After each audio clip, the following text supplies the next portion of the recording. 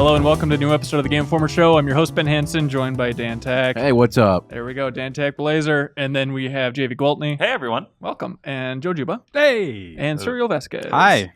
JV, you're big on looking into the camera for the video version of the show. I'm curious, when did you start doing that? Why did you think that was a good idea? I don't know. I just want to look. I want to look our viewers in the eyes and let them know that I love them. But the funny thing is, you don't know which camera Wade in the booth has switched to, so it's just a real crapshoot of looking at something that people don't understand. Though. It's like I have 1 out of 3 chances. That's right. Yeah, I like that. I like those odds. Speaking of exciting, we have a new issue of Game Informer out and about. Digital version's out now. Print versions should be going out very soon. Joe, what is the theme for this one? The theme is the top 100 RPGs of all time. What a novel concept. We have the big official Game Informer list of top 100 RPGs. You can check out the issue, find out all that stuff. But that's the hive mind. That is the weird melting pot where everybody turns a certain shade of gray or brown. I don't know exactly how melting pots work. This podcast, the point is to stand out from our own perspective, our personal top 5 RPGs of all time, what we feel the most passionate about. So disconnected from that list, this is where we look inward and we get correct internally. Yeah. I'm looking at the folks we've got here, and I am interested in this discussion. I can't wait to hear what everyone has to say here. I have no idea what anybody's going to say. Joe, I could probably guess a couple. JV Gwaltney, I have no idea what it's going to be, but after we do this and break down, 25 RPGs in theory, I'm sure there's going to be some overlap. Then we have some great community emails. We'll swap out some people. And then after that, we have an interview with Tameem from Ninja Theory. Because of the new issue, we also are putting the last issue to bed, which means goodbye Hellblade, Senua Sacrifice. So with this interview with Tameem, who's one of the co-founders of Ninja Theory, by the way, we talk a lot about Hellblade, have some great community questions that we filter in there. Dan Tech seems horrified and excited. I'm very excited about it. I don't know, horrified and excited. Dan, that's how people read your face. It's either sheer horror or excitement and glee. We can't quite get a read. Or condescension. There's always some condescension. See, the condescension is completely false. I very rarely am actually condescending. Very rarely. It's just. You need people to interpret it that way. All right. We love you, Dan. Anyways, so Joe, you might like this interview with Tameem because we talk a lot about early days of Ninja Theory. We talk about developing DMC, like his conversations with Devil May Cry 4's director about the direction for the new DMC, stuff like that. Yeah. Someone wrote in with just the most basic question, but it turns out it's interesting, which is just, how did you guys get involved with Andy Serkis? It's like, yeah, I guess I don't know that, but now that Andy Serkis has taken over 60% of Disney's profits, it's interesting to reflect back on his early work with Ninja Theory, and the way they connected is just bizarre. And then he also talks about how he wants to maybe eventually make a horror game in VR. So some fun conversations there. You have no schools. That's right, Dan. It's a deep cut. It's back to the 158 rapid fire questions with this guy, but he's an interesting developer, and it's great to have his insights. So stay tuned for that. As for now, top 5 RPGs. Let's do it. Our personal top 5 list. This is going to be intense. This is going to be a credibility-shattering discussion. Oh, boy. Again, Cyril. Hi. You could come in with anything and I would not be surprised. The field is wide open, but let's start with Dan Tack. PC Master, Dan Tack. I don't know if you're going new PC. I don't think my list is going to shock anyone, to be honest with you. I think it will. I think really it will. Don't. Number 5, Dan. What is it? Number 5 might be the most surprising on my list. Okay. And it's not a PC game. My number 5 is Bloodborne. The murky realm of Bloodborne. I think it is the most cohesive, and the story and the gameplay and everything loop together so perfectly in that game. I think it's the culmination and the realization of all of the Dark Souls stuff. It's let's take the intimidation and the fear that's inherent to the dark fantasy, put it in a game where it really shines into a Lovecraftian horror story where you don't even know that at the beginning, and you just layer upon layer, you find out these crazy things as the game goes on, as your character gets progressively more insane, right? And you can see the hidden world around you. It's so awesome that it's delivered in that package. It just hits all the bells and whistles. How long did it take for you to truly appreciate all of Bloodborne? Was it a slow realization as you're going through, this is the best of this format? I think for most people, as it was for me, the halfway point. At the beginning point of the game, I was just okay, this is a Victorian horror game. I think it's cool. It's cool that we're playing Dark Souls with werewolves and, Gothic London, whatever setting.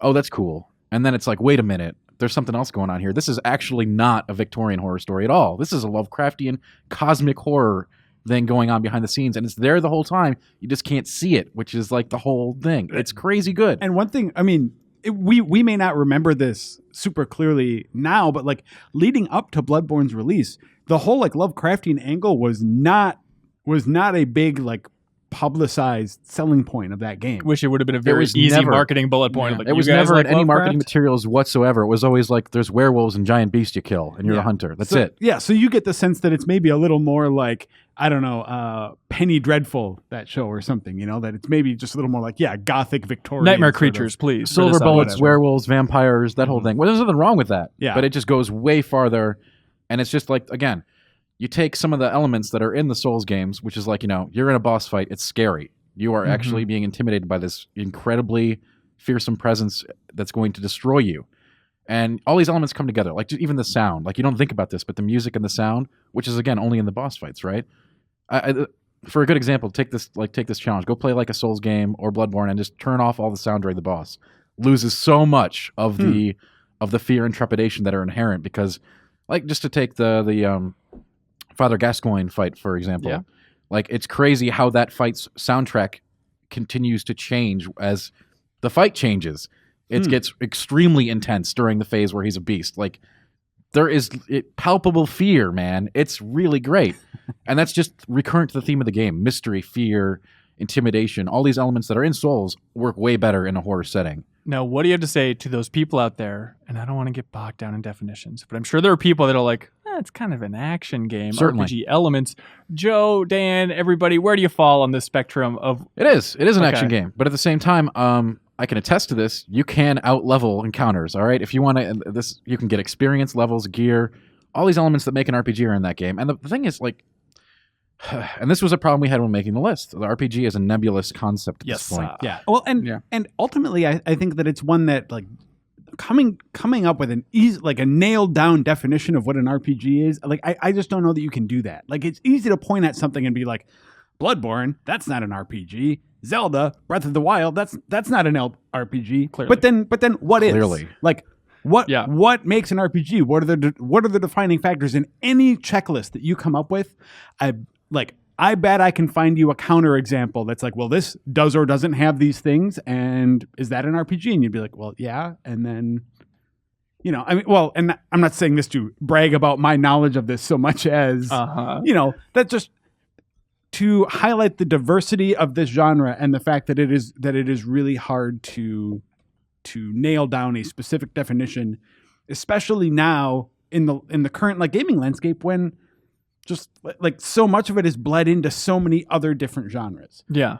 So Every game is an RPG now, basically. Like, there's so many, like, sports games are freaking RPGs now. Like, it's absurd, right? Like, and that was one of the challenges with making this list. Absolutely. Even these And personal lists. I think that ended up being the longest argument we had. It wasn't like any particular game on the list. It was, okay, is this not, or is it an RPG? Like, what is an RPG? That was, I think, the biggest discussion I think we had when making that list. yeah, and we did. I mean, I think that we came up with some good sort of guideposts for it, but ultimately, we didn't.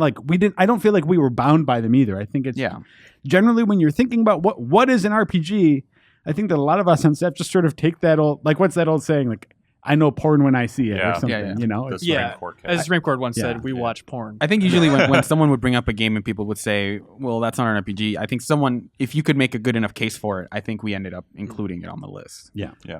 Absolutely. Well, list or no list, we're doing the right lists now. Okay, so Dan, the personal Dan's number 5. infallible list. All right, Bloodborne. Hey, Dan. Yeah. Great choice. I think it is. Wonderful. His who's choices, it? I know, are going to just Who? yours. Why? Because No, you're I actually think I might have a pretty good read on JV's. I think James Yeah? and Soriolo's choices are going to make me go insane. I mean, I like know his Bloodborne number style. one. I know his number one, like, for sure. But JV, what is your number 4? my number 4 or 5. Number 5. Fallout 2 is my number 5. Interesting. I fell in love with the isometric Fallouts when they were coming out, even the Tactics one, the Brotherhood of Steel one, because I got all 3 of them. Was that the one on PS2? No. I mean, there was one on PS2, but this one was just like a straight up tactics game like XCOM. Really? Yeah, Okay. Jagged Alliance. It wasn't that good. It wasn't. It was fine for what it was, but it was definitely a spinoff. It has that sort of DVD spinoff quality about it. But I really liked I think Fallout was the first series I played, definitely the first RPG series that gave the idea of the open world. Like, this is what open world games can be. Like, it's just huge, and not only is it huge, there are different settlements with characters I actually want to interact with. They're not throwaway villagers or whatever. And there were storylines that ran throughout it that you could resolve or not even touch. You didn't necessarily have to even do the main story. And that was like just, so big for me when I was younger. And then I loved, and I know this is kind of taken for granted with Fallout now, because the game ends, you do the main quest, and then it goes back through and it shows you like how you affected the landscape, how these people live now. And the first game did a decent job with that, but it had a timer. And for like, you had to beat the game in a certain amount of days, in-game days, or you failed. Fallout 2 removed that. And so, it's a Pikmin 1 to 2 situation. Serial. But I think Fallout 2 still has the most satisfying storytelling. I think it still has the most satisfying NPCs, the most satisfying setting, except for maybe New Vegas. I think New Vegas comes close to capturing, for me, what made Fallout 2 so special. But yeah, that's basically the reason it was my my number 5. That's interesting. I've never heard somebody, and I am very naive when it comes to old computer RPGs and Fallout 2 specifically, but I've never heard someone say that it captures a feeling of open world. I mean, for me, like when I was younger, it did. It's just a massive game. Even now, it's still, because I went back a couple of years ago to play it for a thing I wrote for Paste about Fallout, and it still feels big. It doesn't feel massive, but it still is like, okay, for this time, it's pretty big and it's pretty detailed. Yeah. Are you a Wasteland guy too? I'm a Wasteland reboot guy. I played the original Wasteland as part of that Fallout research, and I was like, yeah, this is fine, but I'm not going to play this more than 10 minutes. Sure. To respect like what it was. You pressed X, paid respects. Yeah, exactly. I get it. Yeah. Hey, Joe, number 5. All right. So number 5 is a tricky one for me because it's recent, and so many of these games, like when you're talking about a top 5 list of all time, it's so much of like, this has really withstood the test of time, et cetera, right? Yeah.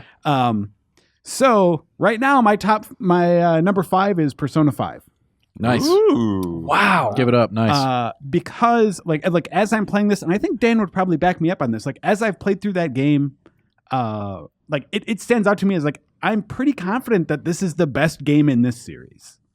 Now that no is, doubt. But that is the sort of perception that can shift a little bit over time with a little bit of distance, whatever. But like, has it shifted since you played it for the review? Have you absolutely thought back on not. it? No. Okay. No. I mean, like, and that's one of the reasons why I'm putting it where I am, even with these qualifiers, because like, it's been a month since I finished the game. Yeah. And like, I still look back on that and it's like, man, that is just one of the best RPGs I've ever played. As I get more distance from it, my sort of affection for it doesn't fade. Yeah. But if that's too recent for you and you think that no, it's too soon, that's fine. We'll take it. Wait, are you throwing out more than one? Well, no doublies. Yeah, you got it. It's not a doubly. I'm just saying for anyone watching or listening that thinks that's too recent to be on there, sub in Persona 4 instead. And how much of a debate is there between Persona 4 and 5 at this point? I mean, You got to give it some time to settle. But Joe's right. This is one of those rare cases, I think, where it's like, nah, you don't need to leave this one. You don't need to leave this on the stove. It really is that good. And like legit, it's not changing. It's not like you're not having the, I just saw the movie and I'm walking out of the theater kind of thing. This is no, it's really, really good. The end. Yeah. And like, I mean, there's always discussion within any franchise about like, different merits, things it does well and not well. And I think the discussion out there among, the fan community, it's like, yeah, there are definitely ways in which, Persona 5 maybe doesn't stack up to like 3 or 4 in certain aspects. But I think when taken as a whole, it is the superior entry. I think definitely it's one of those games where playing it and I think going back to the other ones is going to be a little bit sort of a slight hassle, just because you'll see things in 3 or 4 where you'll be like, they totally did improve this in 5, didn't they? Like the idea that like you can't be tired anymore. I mean, Morgana's always on your case about going to sleep early, but in Persona 3 you could straight up sort of go too late and come back the next day and you'll be tired. Yeah. And so like that was sort of like an issue that you had to deal with. So like Persona 5 definitely does sort of clean up a lot of the trickier aspects of that series. Yeah. And the series has always been like stylish and cool, but I think 5 is where they just really get that like pervasive sense of like style and atmosphere. It's just madness. Really down. It's like the most stylish game I've ever seen, and it feels like it matters too. It doesn't feel like it's just like, this is a nice thing, but it's not really, essential to the game. Like, that is part of the game. Yeah. It feels like. Most effective use of red of all time. Oh, it's so good. I love it. Maybe since Red Faction 1, but yeah, it's certainly up there. Mhm. Red Dead. Hey, Surreal. Number 5. My number 5 is Final Fantasy X. Oh, interesting. That's a good one. The smart man's choice. I don't know if anyone's ever said that. Why 10, Surreal? Set a scene for when you first played this. When it was one of the first PS2 games I think I ever played. I played the demo of it at like a Walmart, and I thought like, this is weird. I'd actually never heard of Final Fantasy until I played 10. And I was In a Walmart? This is, I just saw And- Joe just go, I'm so old. Today I learned Surreal is Walmart people. Will that boy I playing was- the demo I please was like go home? 11 years old or something. Okay. Oh God, I am so old. What was the demo in the It was Walmart? literally like the first part of the game where you're in the future city or whatever, and you're trying to fight. You just heard that sweet rock song. You're like, I Yeah. can't turn away. No, and I Oh. played that, and I was like, I want this for Christmas, and so I got it for Christmas, and it was just what I think it has stuck with me more than most other RPGs, just because of for one, it's a ridiculously long game. Yeah. It's really long. And it has, I think what I liked about it is it had sort of all these missions, they were kind of like loyalty missions where you had to go and get like the ultimate weapon for each of your squad mates, and you had all these other quests to go and get like all of your summons. And I remember All just, sorts like, of annoying quests you could go on. well, I actually really liked it because like I felt like they made you earn all of sort of like the things that you brought into the final battle and stuff. And the sphere grid I thought was really cool. I remember the final battle being super easy. Yes, though. it was. It was definitely the whole game is really easy because I ended up. But I think what it speaks to the idea of that there are so many ways to beat that final boss, even though like you don't need all those ways. Yeah. I remember my sort of key strategy was Riku ended up with an ability where she could throw money at enemies, and I have so much money, I'm just gonna throw 100,000 gil or whatever at him every turn. I like the idea of who's the final. Is it Seymour? Who's the final boss? Brasco's Sin. final Aeon. Isn't it Jet? Oh my god. Isn't it your Brasco's dad? final Aeon is the official name. Oh yeah, Well, yeah, that's Anyways, what let it me get to is. this joke. I like the idea of Brasco's final Aeon then like planning for any strategy this team of 3 could have, and it turns out he has to go up against someone just throwing an unlimited amount of money at him until he Whipping dies. nickels at him. God, no, Yeah. okay. And I think that's a really cool. It's almost sort of like a, like an immersive sim kind of thing where it's like, oh, I found this really weird exploit and I Sure. just ended up using it. And there's so many of those in that game, just because of how varied you can build all of your characters. Yeah. Like, I ended up building Riku as like a tank, as I ended up going to like Aaron's. But I think Rico, I think tank. Yeah, I just went to Oren's, I think his name was, as part of the sphere grade, and just gave her a bunch of like HP and gave her a bunch of armor. And so Yeah. the way you can build your characters, I thought in that game was like really cool. And I like as someone who hadn't played too many turn-based RPGs, I liked the way that it had sort of all the effects that modified the turn order. Like haste was like, okay, you are going to see a very visible effect of haste because your character is going to pop up on this sidebar Right. that has It makes it very clear. Yeah. And one of the things, in my opinion, about that game, I played this when I was in college, which is what makes me feel super old about it, is the fact that like, In a Walmart though, right? oh yeah, I mean it's where you get Where gamers go to know. where gamers go to play Final Fantasy X. For me, Final Fantasy X was a great narrative moment in role playing games. I think Yeah. because there are games that deviate from this, obviously, but really the bulk of that genre is so much of just like, okay, plucky group of misfits going to take on universe-destroying demon, kill him at the end, save the world. And there are elements of that to Final Fantasy X story, but there's just this like, from the way it ends, but also just like all of the beats along the way, it just has this sort of like bittersweet quality to it throughout. That it's not just overflowing with like optimism and It's a trek towards death. I yeah, mean, Yeah, it is. basically, yeah. It is, and that pall hangs over the game in a way that is just like no amount of believing in yourself is gonna beat it at the end of the day. Because it's like the idea of your final victory will also be sort of your greatest loss, and the idea that you are both trying to play into the idea of trying to kill this immortal monster and then also circumvent that exact idea like at the same time. And also one of my friends actually, like since I hadn't played a Final Fantasy, one of my friends told me that, Sin's the bad guy in Final Fantasy. So I was like, man, they've been trying like 10 games to beat this Sin guy. What's going on? I totally had that stupid thing too with like when I was 7. I remember arguing with friends. I don't know why we just didn't look it up on Dogpile or something. It was like, surely there couldn't have been 6 other ones. That's so many. How could we have never heard of it? It's impossible. Yeah. How could you have never heard of it? I was a very stupid kid. But go ahead, Joe. What's your number 5, Ben? Oh, Or do you still want- just real quick, Mr. Not Quite Condescending Tack. His wasn't eyes were condescending. rolling out of his head during that entire conversation. I would love to hear your sophisticated stance on Final Fantasy X. Final Fantasy X is an excellent game. Oh, It- of course, it- that's what that face meant. It is not anywhere close to top 5, top 10, top 25. Okay, because Well, because there are other great games, including those in that series. sure. And I think, the reason I was doing that, it's always interesting to see people gravitate toward the Final Fantasies that they started with, Yes. almost without. So when I heard his story about like this was the first one I played, so obviously I loved it. I see that a lot, and I see the thing that irks me about that, and not Sorial, but the thing that irks me about that is like a lot of people who started with 7 or 10, Right. they think these are like the best ones, and they never go back and play the ones that I are better. did though. Okay. I've played 1 through 6. Well, 6 I didn't finish, but I've played 1 through 5 all the way through. Jeez, you are not earning I some played friends 6 at this 'cause I got table. bored Felt of the it. temperature Serial, on both that's- sides Serial- of me just raise. That's more than most okay, other Joe. people. It's It's okay. amazing. Hey, Give we're- Serial credit. He went back and I played am 1 through giving him 5. credit. That's crazy. We're, No, we're- to we're be here fair, to have a half- discussion, okay? So Yeah. that's what we're doing. halfway Yeah. through 6, that's when you want to quit. That's when it starts sucking. Well, So- I mean, liked that's the the worst world. part of the game, man. Look, I'm with you, Serial. I'm Maybe with we'll you. talk about that game in a little bit. Who knows? I yeah, who knows if certainly it's going to make it anywhere Cannot else. imagine. My number 5, Mass Effect 1. What? This I is understand. Ben Hansen's picks. Here we go. Yeah, I'm out of my mind, clearly. Everybody obviously talks about 2, very important, but I love the idea of Mass Effect 1 sucking us into that world so well. Like, it takes a lot for a new IP out there to make you give enough of a crap to be like, all right, let's differentiate here, focus.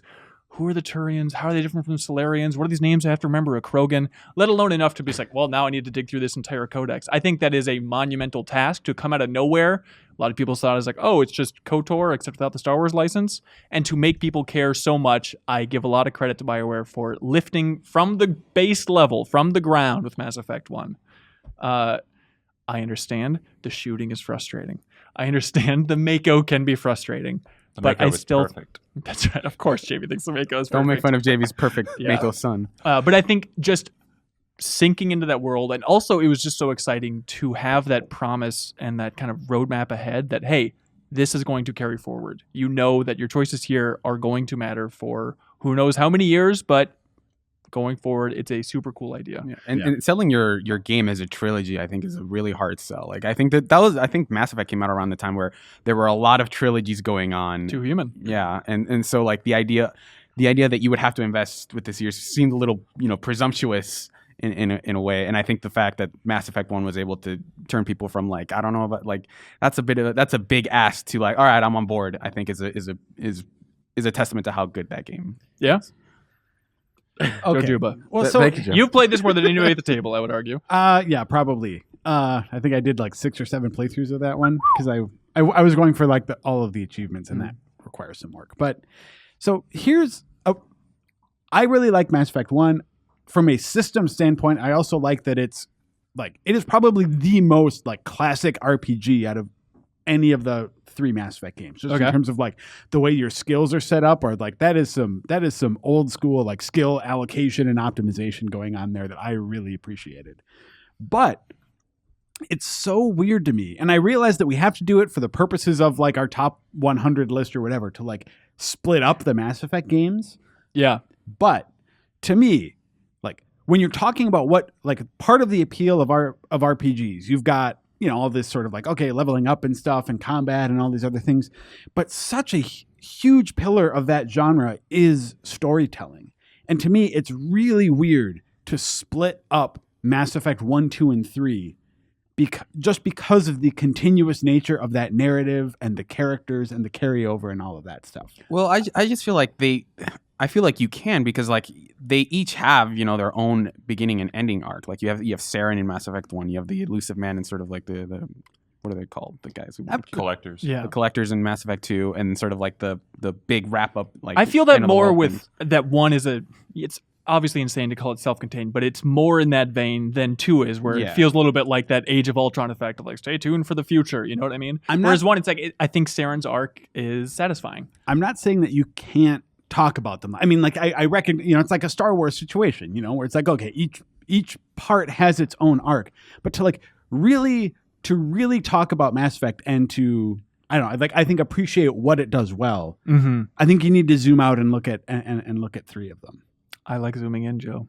I understand that. I'm a micro kind of guy. Zooming So in. this brings me to my number 4 choice, which is Mass Effect 1, 2, and 3. For one, you can't do that.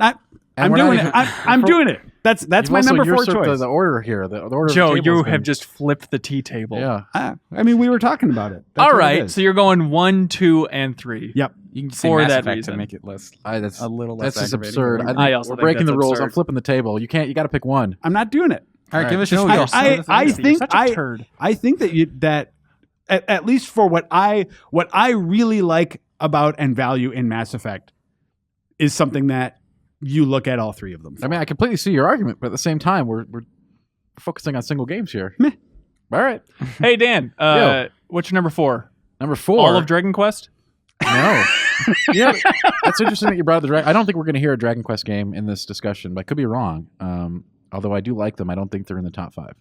Yeah, there's so many games that are in that bubble. When I was boiling down, like, what can make this top 5? So there's like 16 that are contenders, and it's so tough to make that call. Yeah, they so were no easy disrespect to anybody that's not in this list. Yeah. Well, I also want to just say that about our top 100 list also, where it's like, I've already been seeing some comments about, obviously there's going to be disagreement about a list like this, but the comments about like, oh, there are some like huge glaring omissions there and stuff. And like, it turns out when you sit down to rank 100 RPGs, you would be really surprised at how quickly those spots fill up. Yeah. So some of the games that someone would be, it's not like we were like making a list saying these are the 100 only good these are the only 100 good RPGs that you should play. Like You're saying we should have done top 300?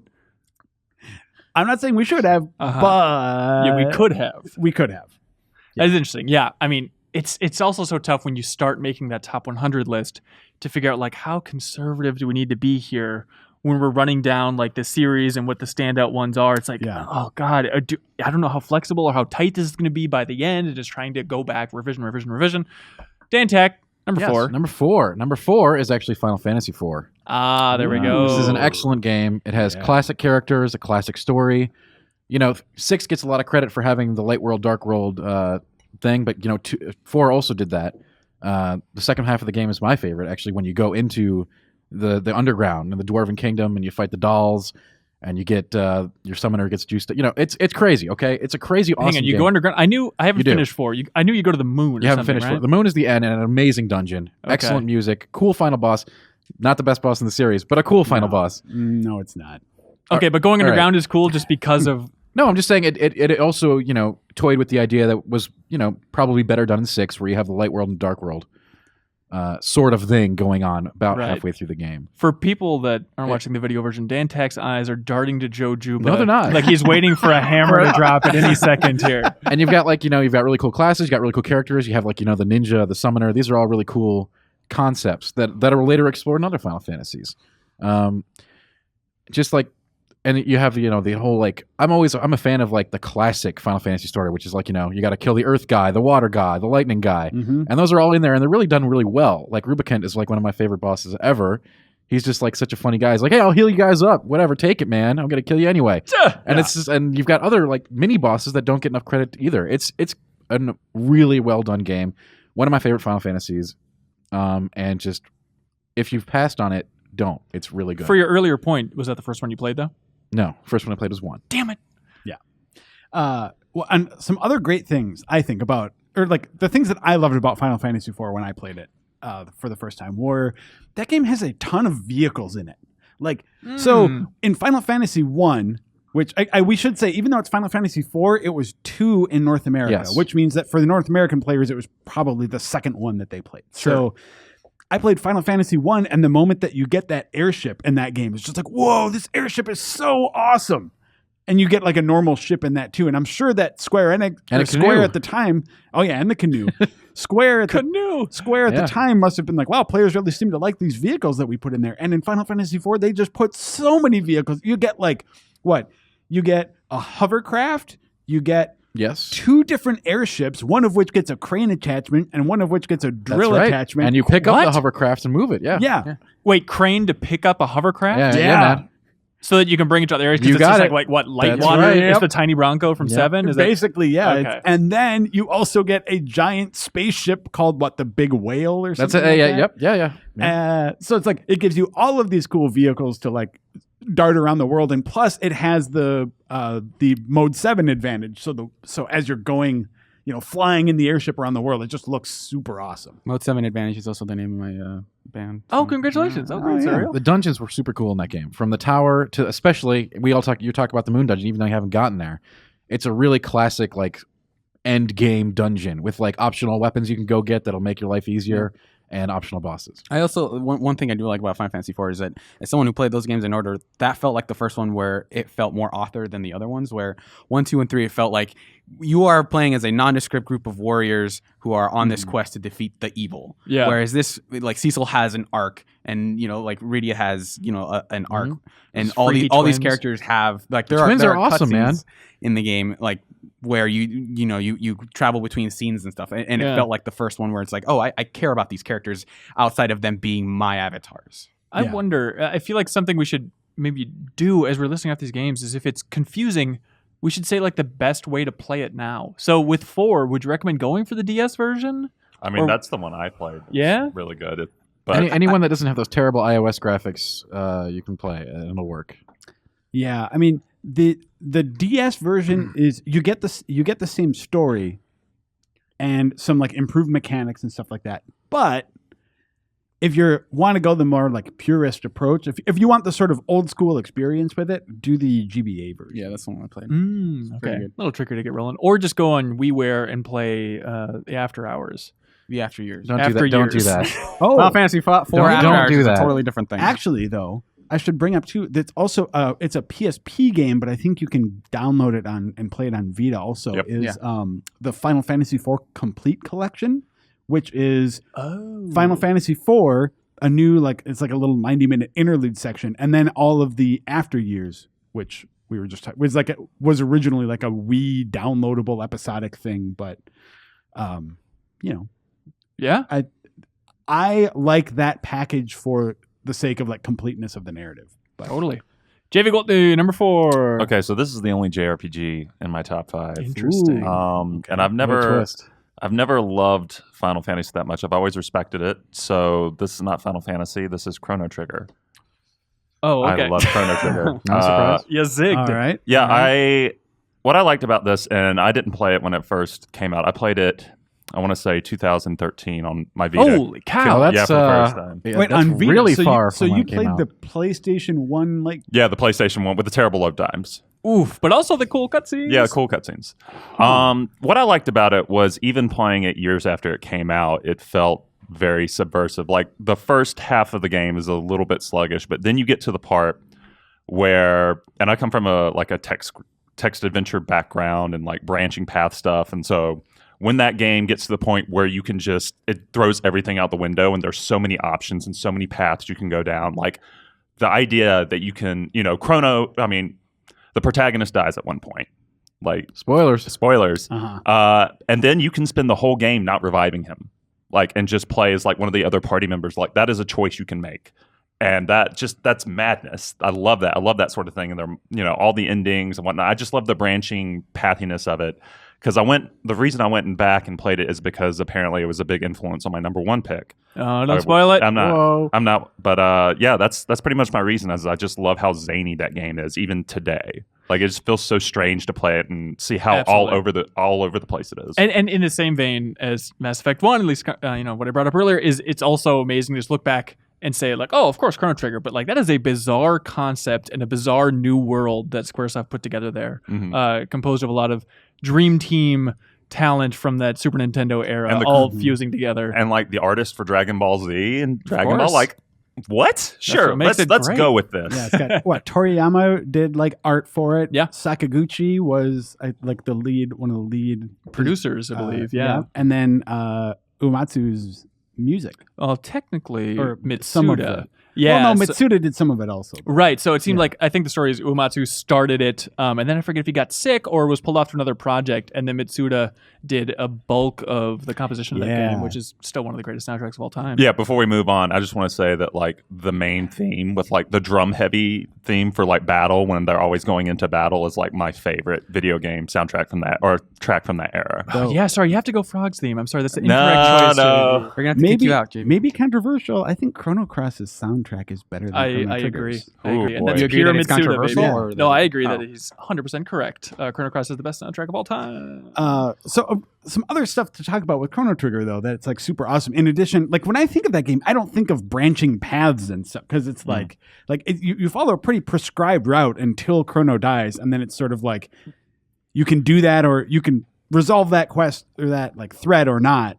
But the other stuff you're doing is generally going to be the same. But certainly by the time there the are endings some- roll yeah, around, there there's are so many different different things. There's options. certainly, I don't know. For the time, I think it had some serious choices you could make. I'm not arguing about like I don't want to say that that's whatever like a bad thing about it. It's just like that's to me that's not what stands out Sure. about that game. What stands out about that game Yeah. what Go on.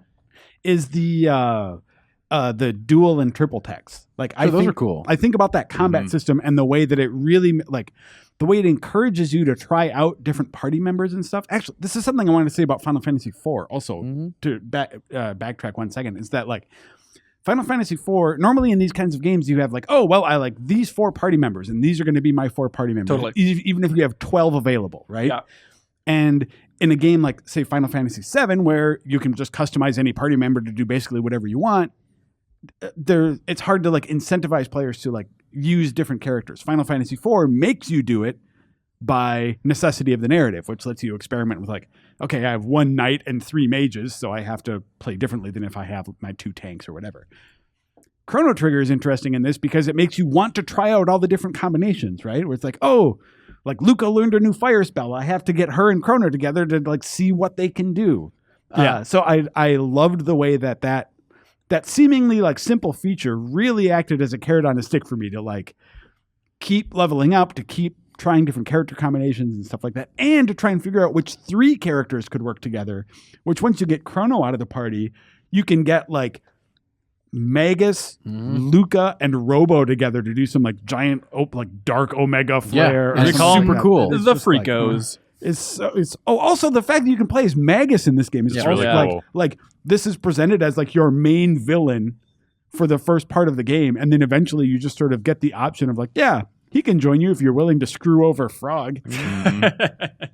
Have at it. Yeah. Oh, it's so good. It's always on the top of my list for I should go back and replay it. And I've been driving myself insane because I want to buy it on Wii U or just play the DS version, which is great, having the menu on the bottom screen. But then the idea of playing that on that Switch screen is so appealing. I'm probably going to have to wait 3 years for that MF thing. And I'm going to have to play I Am Setsuna just to somehow scratch some part of that itch. But it's not Yeah, gonna I've work. been playing that on the go now, and it scratches that itch a little bit. But Joe was right. It's like, yeah, this is just a pale imitation a lot of the Setsuna. time. Yeah. Yeah, for sure. And also just we talked about it a little bit in the top 100 meeting, but just I love the personality of Chrono Trigger. Lavos, just a bizarre, abstract villain as a concept, but just on the ground, how silly and lighthearted it is, and just the art and the vibrant nature that entire world comes through so clearly. Just lovely. Yeah. I think it was one of the first games to sort of give the player like a hub as well, which is really commonplace in RPGs now. And the End of Time was sort of like, I think that was one of the first times I can recall That's interesting. that as a concept for your party. Right. Yeah. Well, not to mention, so Chrono Trigger popularizing the like New Game Plus idea. Yep. Yeah, Also, absolutely. A big deal. Boy. And we talked to That game was really Tokita-san, the co-director of that game mhm. over in Japan, which was a real thrill, and talked to him about like, I don't think he's ever gotten this question before. Why don't you guys make another Chrono Trigger? And it's interesting. He said that like ever since Square and Enix merged, there was such a bizarre collaboration between those studios and the Dragon Quest talent and whatnot, that it just has felt holy and sacred since then, and everyone's just kind of scared to touch it. Although they talked about making a movie at some point, maybe. So. Didn't they also make Chrono Cross and Radical Dreamers? Yeah, Radical Dreamers is a weird case for sure, but Chrono Cross, maybe it'll come up later. Maybe it will. It's not that sacred. If I hope you not, Made but two maybe. sequels to it. If it doesn't, I want to talk about it later. Anyway, Serial. Or isn't it Joe's? It should have been Joe's. Joe Mine has topped three out. games. Sorry, Yeah, mine, just three mine games in was one. the Mass Effect trilogy as one Oh. game. My number 3 is the top 100 list. All right, Serial, what's your number 4? My number 4 is Dark Souls. Oh, all right. Dark Souls is, I think now, subsequent games have come back and sort of improved that. I think Dark Souls 3 is basically like almost a remake of every other game in that series. But I think Dark Souls holds up still as a game that you can just go in and explore and just find all these different avenues for approaches and different bosses, and just like they don't telegraph, maybe to their detriment, like they don't telegraph some of their paths as much. And some of the paths, I think, this is kind of one of those things where everyone says, everything bad about Dark Souls is actually good about it. But there are some of those paths that just go places that I'm just not sure. Like there's the path before you go into the that huge pit where you go down, and there's all these dragons there. And Okay. before you go to You mean the unfinished level that they're ashamed of making? Yeah, like that part of it. I know that from a game design standpoint, it's not like super great, but I think having paths that don't work out as well as others, I think reinforces how good the paths that you do go down that do work out. I think that's an interesting point. I just want the record to show that Dantek rolled his eyes and then shook his head while you were speaking.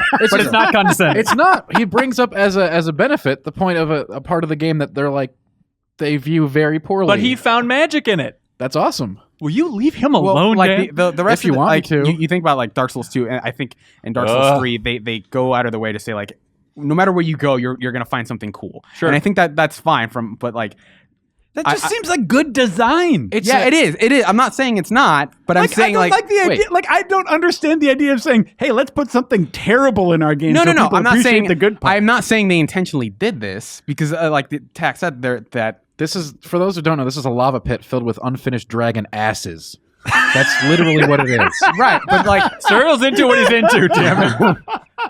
But there's also that other part, like where the Valley of the Drakes, right before you go into the Nameless King, that area. There's this sort of side spoke where Yes. you venture in for a little bit, but you don't sort of go in and explore the rest of it. Like you instead go the other way and you enter that area with the Nameless King, not the Nameless King, the Four Kings in it.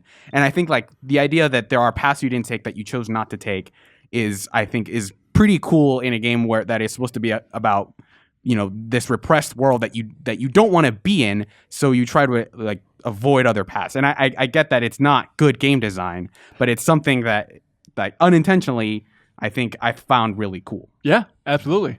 My number 4, just to go easy on you guys, Chrono Trigger. there it What is. is that game? All right. Well, I'm not surprised at all. Dantek, number Oh. 3, baby. Number 3. Ooh, here's one that probably won't be. This number 3. Chrono Secret Cross. of Mana. Ah, okay. Now, this to me, you might question this one. You might find, in your own personal taste, it might be lower down the list. To me, this was an action Final Fantasy game that you could play with friends. So it was a double whammy of amazing. You still had all these cool spells like summons. It presented very differently. You could play with your friends. You could have them over. They'd work up their weapon skills independently of you. They'd pick the weapon they like. They'd play with it. The co-op in that game was a pretty huge addition. Massive. Yeah. 3 Just player. massive. Yeah, up to 3. Of course. Nobody had like the setup for 3, but 2 always. Yeah. And it had a really cool endgame dungeon you could grind for the best weapons.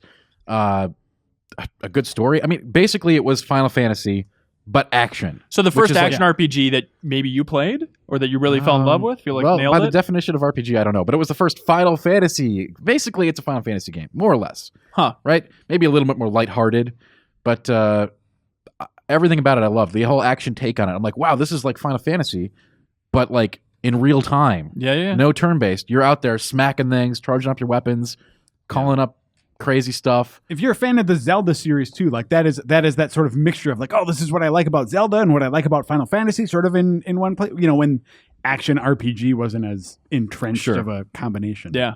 And then again, the whole community aspect of it, which is crazy to say. Like this was in the offline times, right? It's, hey, I'm coming over. We're playing Secret of Mana. We're going to beat it today. Yeah, that was cool.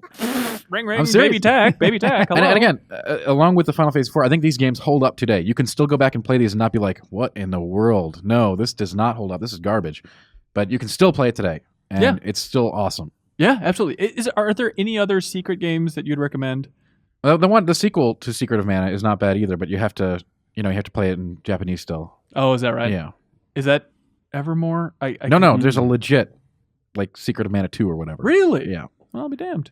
Cool. Secret of Evermore is a different thing. I also like Secret of Evermore. I did though. too. I mean, it's not top 100 material, but I still like at E3. I think it was last year when Nintendo was showing off Ever Oasis for the first time, and Dan Tech was like, just scoffing like crazy. And then from the creator of Secret of Mana, You're so dramatic about it. I wasn't scoffing. I was probably sitting there in the sweatbox we call our E3 room, eating a sandwich, and probably just be like, I probably coughed once, and he's like, "Oh, look at him! He's so condescending." Are you kidding me? Suri was trying to explain why he likes a game, and your eyes were rolling out of your head. Is this a discussion table? Are we talking about things? All right. You ask any Dark Souls player if they bring up Lost Izalith as like I mean, it's cool. It's a cool story, and I don't disagree with his decision. It just seemed like a really weird point to draw upon. So I wanted some clarification. Are you excited for Ever Oasis in any vein because it might harken back to some Secret of Mana magic? Yeah, lukewarm. All right, there we go. More than we could ask for. JV Gwaltney, Okay. you're number 3. Here we go. I'm waiting for one of these JV bombs. I've been waiting all day. JV bombs. it's going to suck so bad. Here it comes.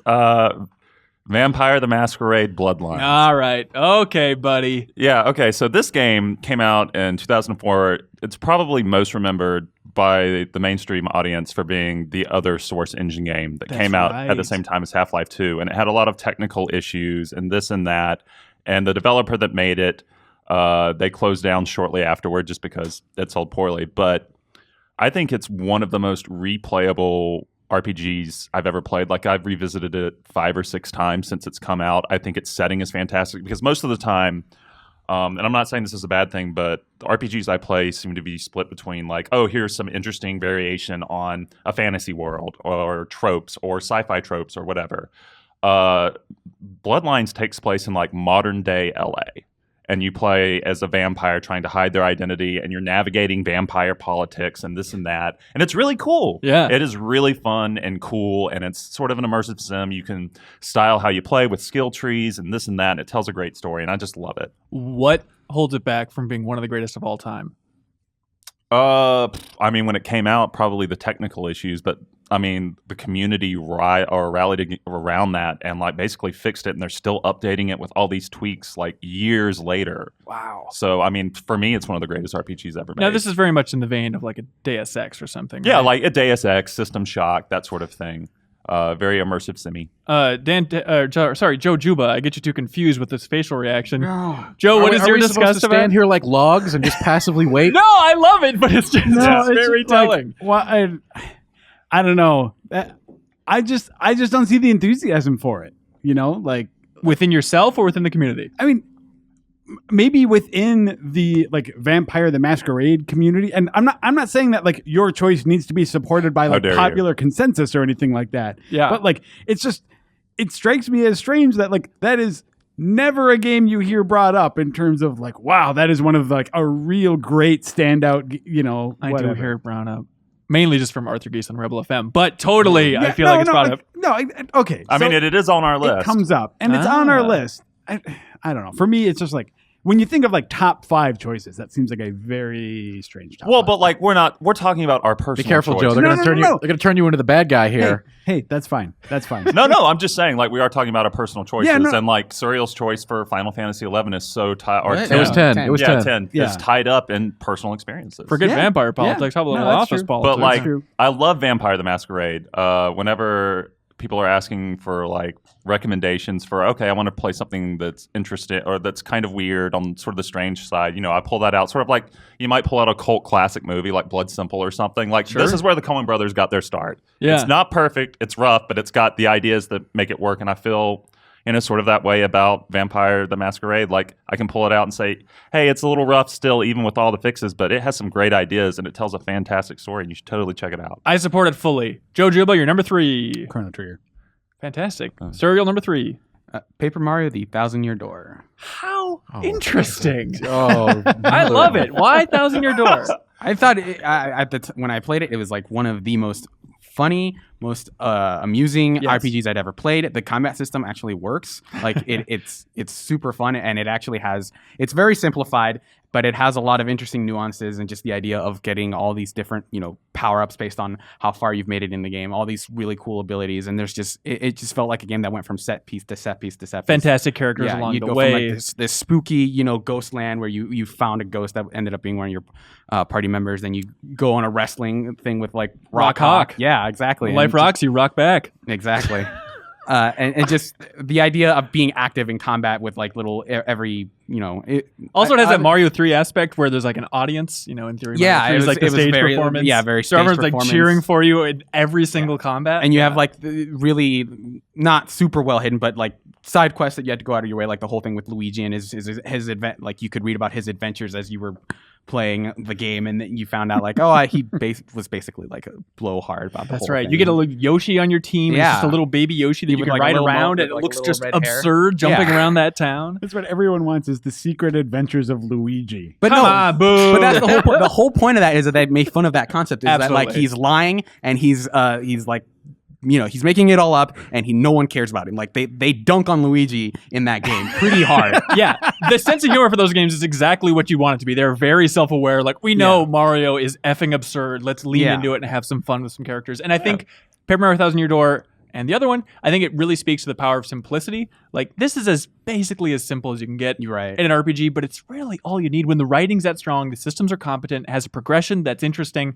That's it, baby. And like one of its finale is like weirdly reminiscent of the Dark Tower when one by one all of your party members go off and like have their own like little I'm gonna take the hit this time. You go on ahead, and then it's like the next section. It just keeps happening until you fight you fight Bowser as Mario basically. Yeah, And, absolutely. it's pretty cool. Strangely, my number 3 is Paper Mario for the N64. Oh, really? The original. Yeah, I also love Thousand Year Door a lot. Mhm. It really means a lot. I played it first, but I feel like it's just a matter of I'll give the nod to a game that's a little bit simpler and the first out of the gate. Like, obviously, people might say Super Mario RPG is The Dark up Souls there. argument, of course.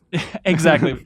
Super Mario RPG, good. I don't want to take anything away from it. I just feel like the writing in Paper Mario and the personality and the art, it's just light years beyond it in my mind. So I really, really love it. If they ever brought that to Switch, I would play it immediately. Like it's a game I've wanted to play for a really long time. Yeah, absolutely. So that's my number 3 is the original Paper Mario. Dantak, number 2. I love Yoshi so much. All right. I just all want right, no, buddy. Look, I'm being completely serious here. Okay. Yoshi He the is game? so cool. No, just Yoshi. Okay. I just came up. I felt I needed to clarify my position on Yoshi before I get started with number Right. 2. Okay, so in Super Mario World, when Mario wants Yoshi to eat something, is he really knocking He Yoshi in is. the back of the head? He's They subtly were- guiding him. He's giving It him was the a different command. time. Yeah. it really looks like he's popping him one. JV, don't laugh into the mic for the love of God. Name of all that's holy. But Joe, on the Paper Mario thing real quick too, I just feel like I've always had this thought of the closer my RPG is to the Paper Mario series, the happier I'll be. I like things simple. I love South Park's Stick of Truth. I want things clean, clear. Let's go forward. Let's have some good writing and some good characters. You seem very much philosophically on the opposite end of that spectrum. Oh, yeah, I mean, you I'm- want an Excel spreadsheet to min-max. I'm not opposed to those games. I like a lot of times I don't play them. Like Why is that? I don't like the simplicity of there because to me, like the narrative, like the things that draw me into an RPG, like a narrative, I do not care what Mario and Luigi and Bowser are doing. Even if it's presented with a great No. sense of humor. So I think that the games that have hit that the best are the Mario and Luigi RPGs. Really? I like the sense of humor in those games better. Huh. So It's very similar. I don't know. I just really like like the way that I've- Serial said, really? I just like Well, the, it was a I Dan like Pack moment. I like the two that I've played. It's just like See, I'm not the only one. Right? This is a discussion. People have different opinions. I found those. I found them like the Mario and Luigi games more entertaining. But then when you get down to the like mechanics of it, like the reason I like RPGs, or one of them, is that like that solid sense of progression. The idea of a game sort of like of the system sort of like blossoming and getting more complex, and I just don't really get that in those. Complex I enough. feel like it gives you just enough, progression over the course of the game, like to do it. Like the bet, like when people speedrun that game, they do it in such a way that everyone is kind of like on edge because you are going at level 1, and it is very different. Like they take on a very different strategy of just like daredeviling through that entire game with like 1 health because there's a certain mix of power-ups that basically make you super like powerful as long as nothing hits you when you're at 1 HP. And so they take this very different approach, and I think that speaks to they give you just enough variety to make things Yeah, interesting. love it. Dan Tech, number 2, please. Number 2, coming at you hot right here. Please. Final Fantasy VI.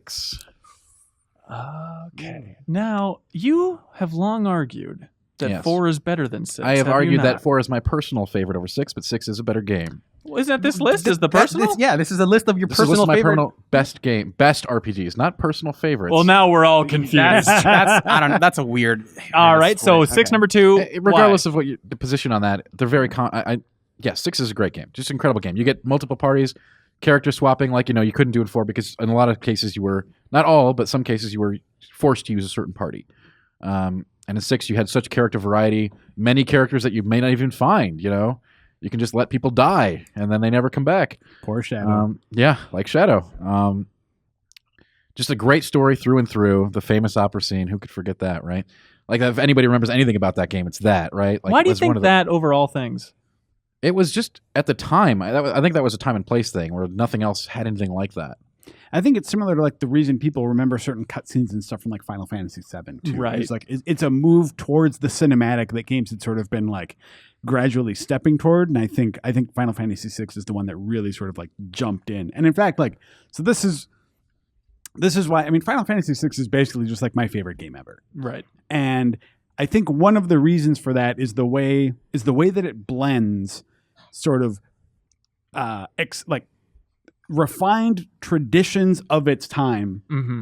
into this just like super tight package, but also it's a good glimpse into the future of RPGs also in that sense. There were so many really cool things you could do in that game, yeah. like even things you don't like remember, like just going to get all of Gao's moves on the Velt, or Oh God. or yeah. doing all of like Realm's crazy painting stuff. Like there's all kinds of weird stuff that I guarantee you've forgotten about that is awesome in that game. Just finding the perfect combination of abilities for Go-Go. Like Yeah, the Go-Go mime. himself. Go-Go Yeah. and How do you Morrow. get Go-Go again? You have to get eaten by a worm. Oh, of course, that's right. I like using both of those crazy secret characters. They Yeah? were fun, Yeah. man. They were really fun. I'm a Gao man Yeah. myself, but hey, What? who's judging? No. Yeah. Nobody, No one's I a like Gao being man. an no one actually Absolutely. used him in the real game. Gao's Just so you know. objectively the worst character. I know, in but that I whole like game. when He's you really friend good. dogs, you get what, White Wind with them? It's not bad. He was just bad. It's dude. not good. Well, certainly not good, Every- but he's at least interesting. Every argument to use him, it's like, oh, if you get this one thing, he's Yeah, not the yeah, worst yeah. character you Right. could possibly. The No, he only is. okay, I'll tell you what. There's one situation in which I wanted to use Gao, Uh-huh. and that is two. There were two spells that when I first played this game, I just thought were super awesome. One of them is Ultima, right? No, No. no. I mean spells that you don't have access to. Okay. So you have your normal spells, but then they're like enemy abilities, which is what Gao learns. Yes. Or one of the things. One of them is called Gravity Bomb, which Yep. is this really cool spell where it's like the effect was really cool for the time, where it's like a little thing comes at you and little explosion thing happens, and And it takes a percentage of your HP Yeah. as a gravity move. so I spent a lot of time on the Velt trying to fight Io, the enemy that gives you Gravity Bomb. Okay. And then there's an enemy in Kefka's tower called the Retainer that gives you a spell, an ability called Shock, which is what General Leo uses during the very brief span of time that you are able to You can control totally, him in the totally game. unlock him. He's out there. Shut up. Was this a big discussion back in the day? it was a yeah. huge thing back in the day. This is like reviving General Leo, as far as I'm concerned. It's like the white whale of is gaming the, myths. Is the granddaddy of like super obscure methods tricking people into doing terrible dumb things with their game to try to like achieve this end. Seriously, because my uncle works in Must defeat Nintendo sort General. of thing. Yeah, No, yeah, those things. Because we or- didn't have like the crazy internet we had now. It was like people posting on message boards like, I've got the secret, PM me for details. Yeah. And then they'd tell you like do some crazy stuff and then like swap save files and do all this weird stuff. And it would never work, of course. No, But- never. right. But things like, okay, walk around and do 100 laps clockwise and then 100 laps counterclockwise and fight 10 brachiosaurs and then you'll get this special item. I think I So, tried that one. I mean, I tried like 4 different ones. Like I kept getting fooled. Like Lucy and Charlie Brown with the football. Every time someone put one of these down in front of me, I went and tried to kick it. do you think he's so cool? I wanted he him was amazing. so bad. He was amazing. Like the time you get to play with him, it was like, whoa, this guy is super badass. Yeah. Yeah. So yeah, anyway, I spent a lot of time doing that to no avail. Yeah, I know you're a big fan of the Psych Out and having Kefka be big villain by the end and all that. What's cool about Kefka? He's an actual villain, which that's one of the things I don't like about games today is all these villains have redemption arcs. Kefka's not redeemable. He's a crazy psycho who wants to kill everything. I like that. He's a bad guy who's a bad guy. He's not some I had a bad childhood or I didn't get my ice cream cone, so I decided to kill some people. It's like, no, he's a really evil guy. If Tag has to empathize with the bad guy, he just does not like it at all. So here's part of the reasons why one of the reasons why I like Kefka and Final Fantasy VI in general is that imagine this setup in an RPG. All right, you and your party members are on a floating continent. Your enemy is about to disrupt the statues that are the source of magic, and if that happens, the world will be destroyed. Yeah. In any other RPG, you approach that confrontation, you win, and you avert disaster. And what makes Final Fantasy VI interesting is that the villain wins. Right. Kefka wins in that situation. He disrupts the statues. He destroys the world. He's successful. He becomes a god on Earth.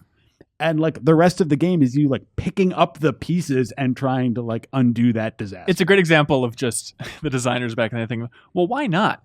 Why not let them destroy the Earth and make a more interesting story? Let's do it. Let's rip that Band-Aid off. Yeah. And JB talks about the origins of sort of like Fallout 2 being what exposed him to the idea of the freedom of an open world. And for me, it was the second half of Final Fantasy VI. It is there's lots of stuff to explore and lots of stuff you can miss. Yeah. And it's really cool that way. The whole first half of that game is it's like Final Fantasy IV, a lot more directed narratively.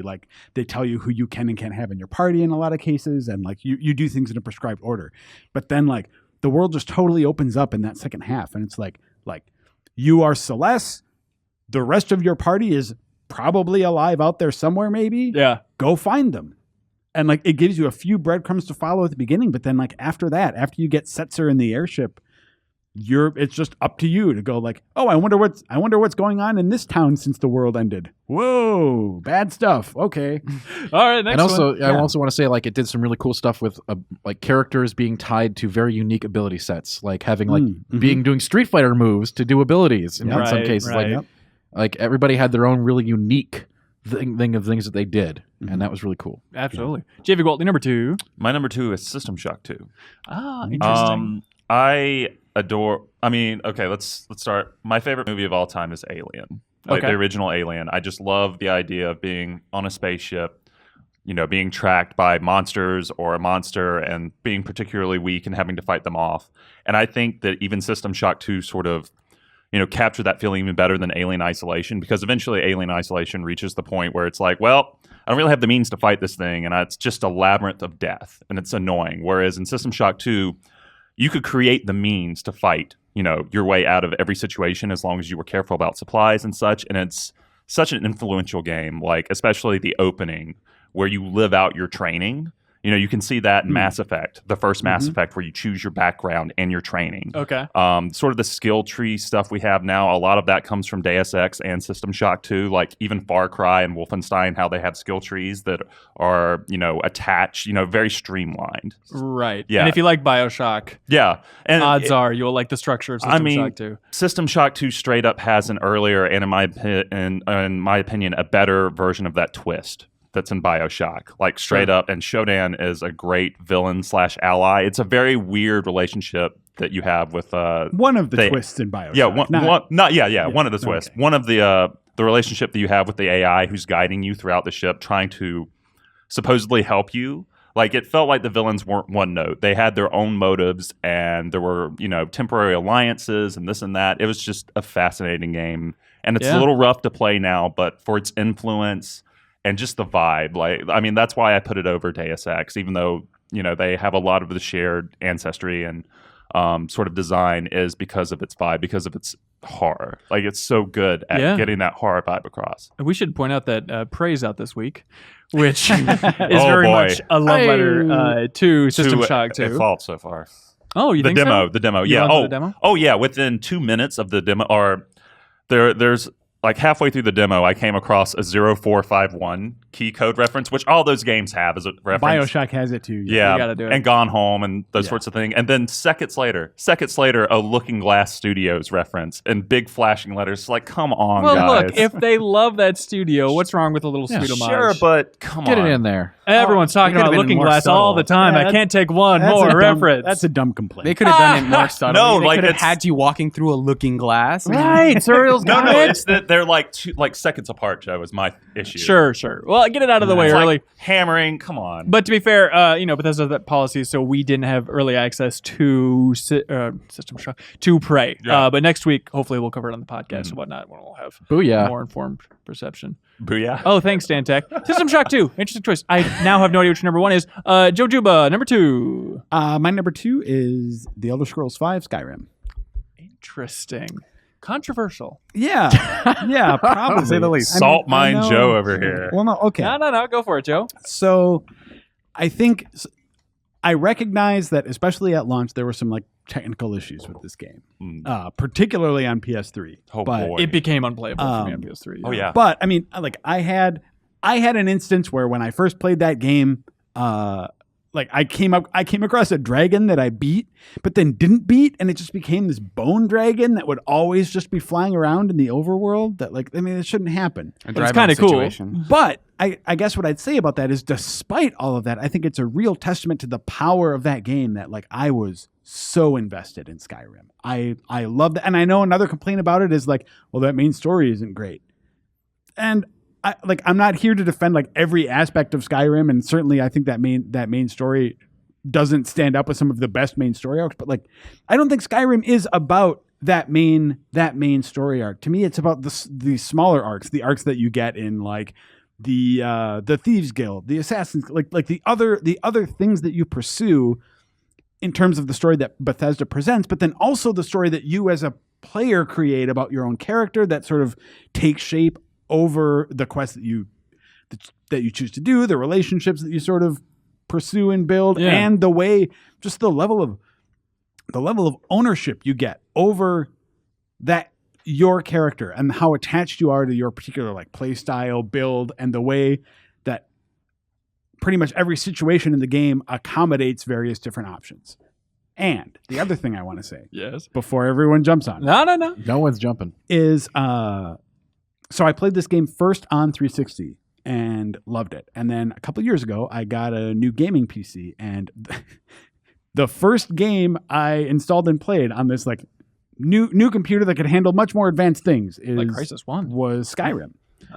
And I was like, I always hear people talking about the mods for these games. Like, what are the mods all about here with Skyrim, and like how does that really work? Because I hadn't really dove into that before.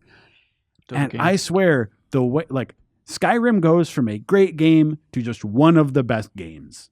Are we talking like gameplay adjustments? Any number of things. So Give us what you used. So the things that I prefer. So you can go in there and just like, if it looks too outdated, there are lots of great mods out there that sort of like improve bring the visuals a little closer to modern. But I prefer the sort of smaller tweaks. I guess some people would call them cheats, but for me, they're a way to eliminate the things that just sort of like, I don't know, the things that were bothering me a little bit about Skyrim. For instance, I hate lockpicking minigames. I think we've talked about this on the podcast before. Yeah. Like, At least in a like- game club or two, yeah. like across the board, you will never show me a lockpicking minigame that is actively fun. What if the lockpicking minigame is Final Fantasy VI? Okay, let's not let's table that for a Here's moment. Surreal out. Okay. Just you have to play it through Final Fantasy VI.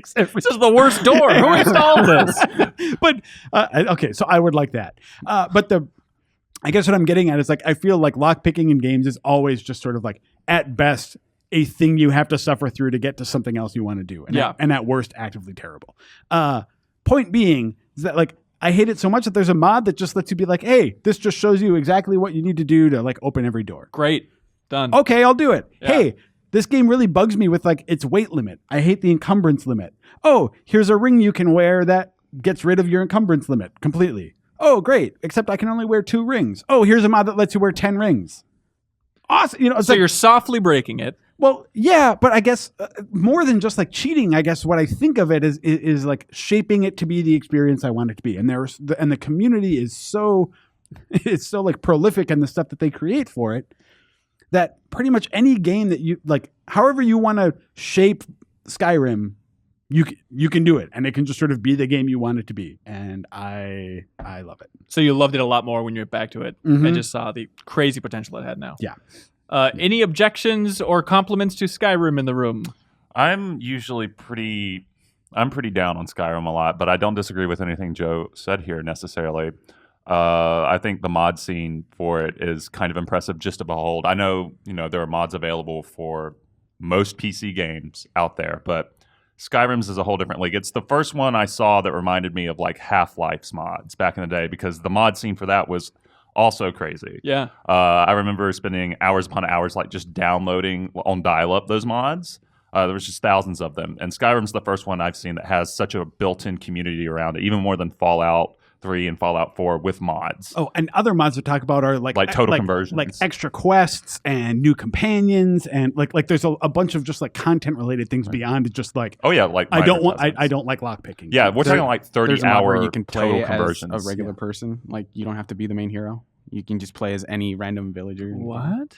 Yeah, like they're just out there and crazy. Yeah, you can. If you want to start as this random shopkeeper, you can just play the game and start. Just live your entire life. That's sad. Just staring out the same little shop window. I hope But a it's Khajiit cool comes around.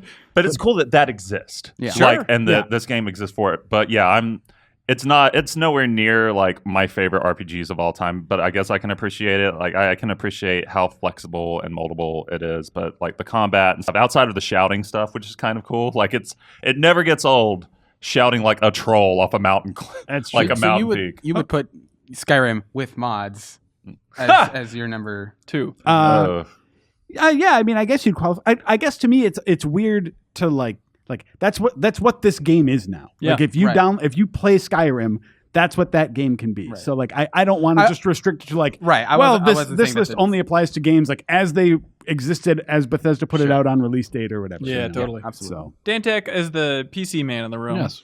Even though JV apparently has played a lot of PC games. What is your favorite Elder Scrolls? It's my favorite Elder Scrolls is Skyrim. Oh, is that I right? played a lot of it. Since you dragged me into this, I wouldn't put it anywhere near the top 5, but it is a great game.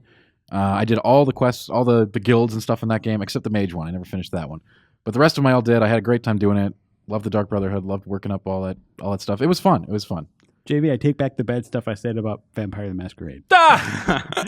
Hey, Serial, Brad. number 2. My number 2 is The Witcher 3 Wild Hunt. Interesting. I was waiting for that. Yeah, I didn't even think of that. Yeah. Didn't even think of it? I think it is right now. I think it is the gold standard of RPGs in terms of narrative design, and on pretty much everything except combat. Like the combat is, I think people make too much of how.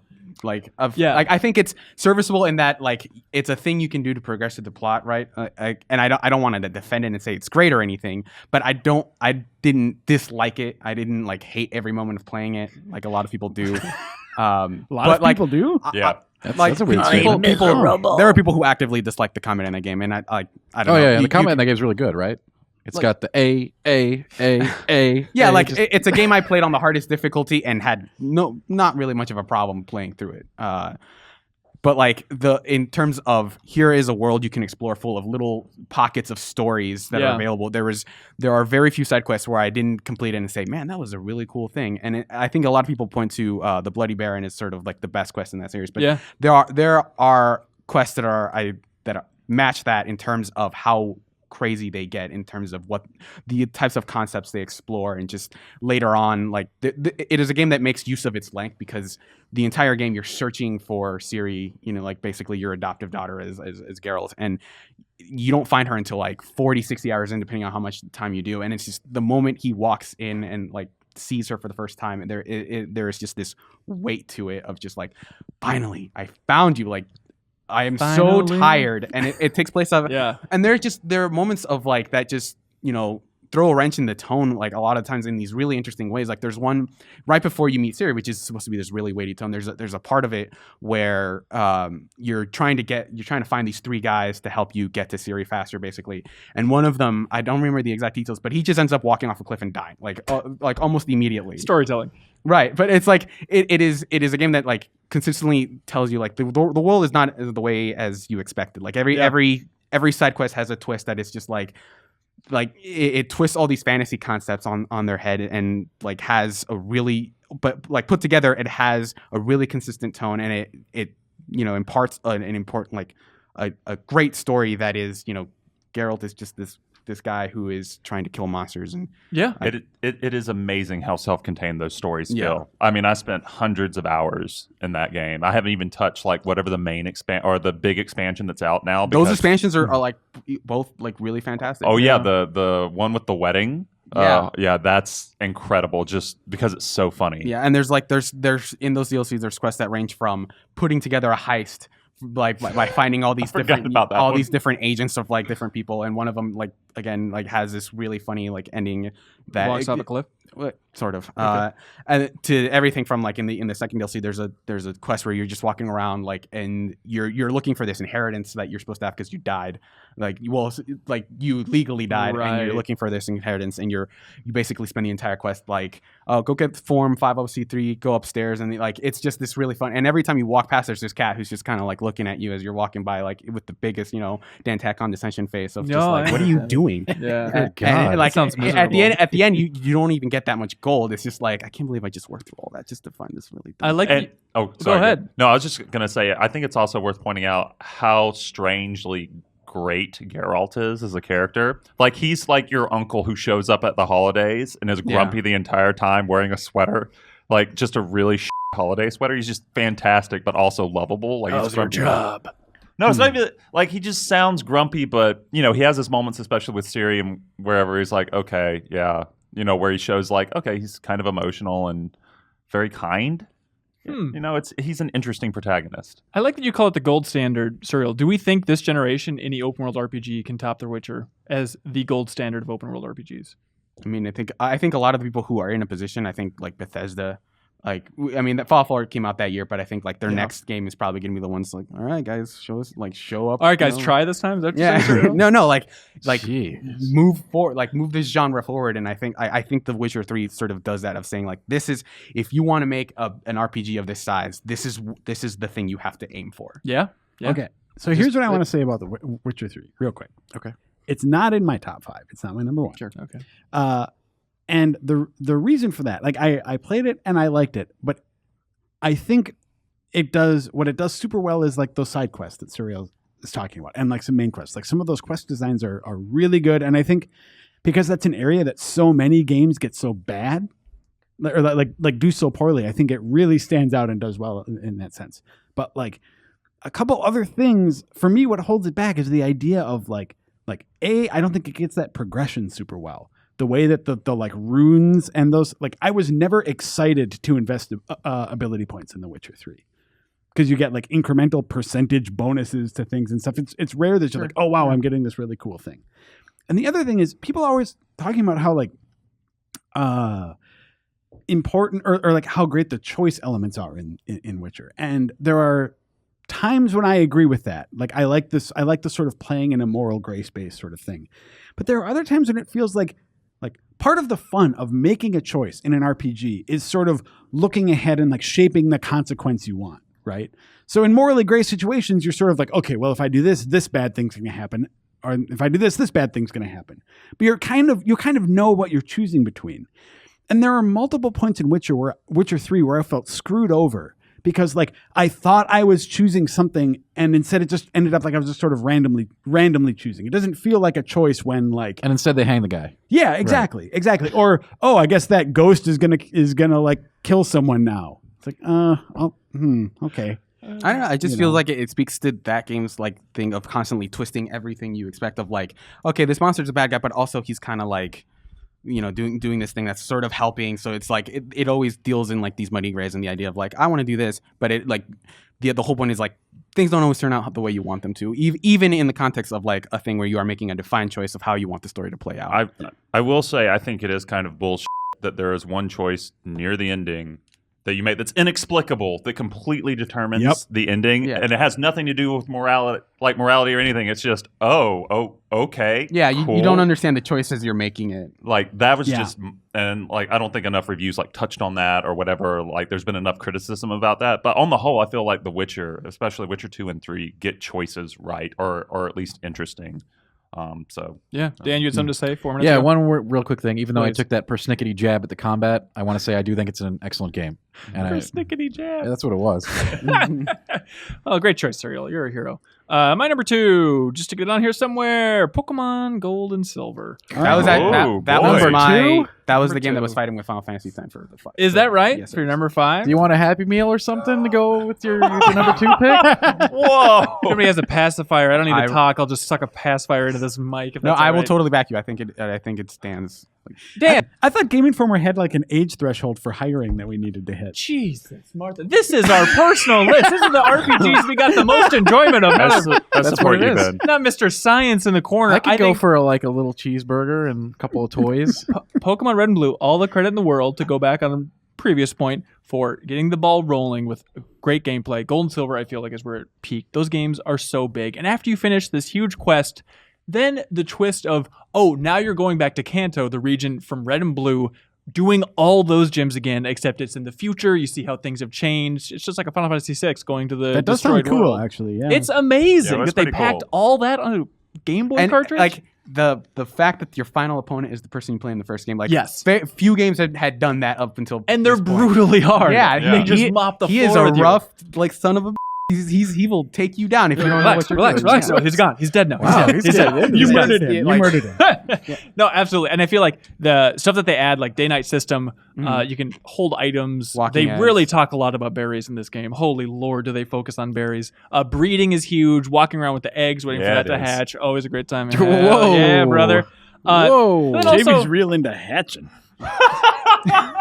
Another thing I absolutely loved about the game is the addition of having a phone. So you could have every trainer's phone number, and then you could call them up and battle them again, which is so great to like repopulate the map again with fights instead of just like, oh, I fought you once, okay, moving on. But like having like these rematches over and over again if you want to just keep calling up this weirdo on Route 64. Absolutely And amazing. Ben, when we were the making legendary the cell Pokemon. phone list, why didn't you say that one? Oh yeah, sorry, JV. I just didn't really care about cell phones. Damn it!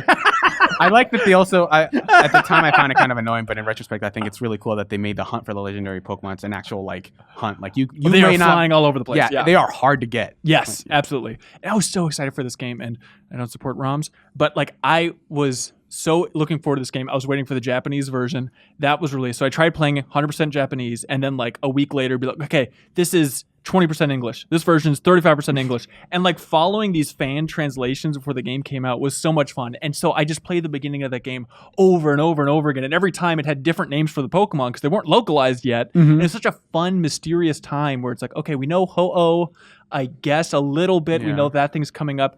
Donphan, the dumb elephant thing, was in the first Pokemon movie, so we know that. Togepi was in the cartoons, so we know that. But the rest, maybe if you're super glued in, you understood. But the rest was just this mystery of like, they're adding 100 more. It could be anything. I heard there's a blue Pikachu. I don't know what the hell's happening. Pokemon Gold and Silver, everybody. So you know, I took that. The dig wasn't at Pokemon. I'm actually a big Pokemon fan, as you know. But Game Club. it seems totally weird as a number 2 to me, and that's why I did what I did.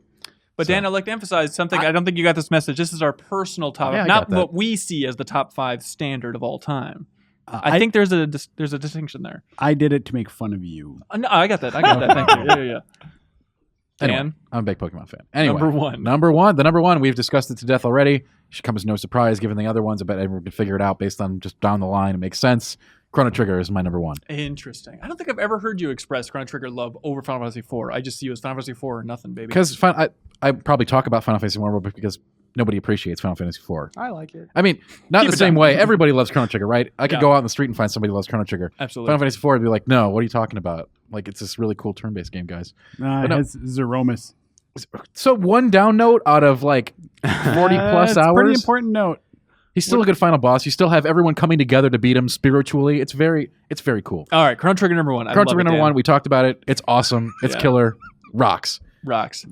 JV, Gwaltney. Oh, Mass Effect 2 is my favorite game of all time, so it's my favorite RPG. Interesting you reference Chrono Trigger as being influential in Mass Effect 2. What did you mean by that? Just the branching stuff. Like I read a couple of interviews where people have said that. So, Is that right? Yeah. Why I've never Mass heard Effect that. 2? I think we've talked about it a fair amount on the podcast, but you just love the storytelling in that one I specifically? think it is structured in a super smart way, with the loyalty missions basically being interactive television show episodes from like your favorite sci-fi series. And I love most of the crew except Jacob. Good Lord. But Jacob's loyalty mission, I think, is Jacob's interesting loyalty still. mission is one of the best. Yeah. But as a character, he's like, dude. That loyalty mission would be so awesome if you actually cared about the person it was happening to. Yeah, I like Jacob's dad more than I liked him, which is kind of saying something. All right. But I feel like it has, a perfect pacing, like you're always being propelled forward. I loved how they stream. I know this is a big sticking point for a lot of people, maybe Joe. I don't know. I think we might have talked about this, but I love how they streamlined like the skill tree stuff, how it's very sort of breezy, and then it's super easy to manage your squad mate skill trees as well.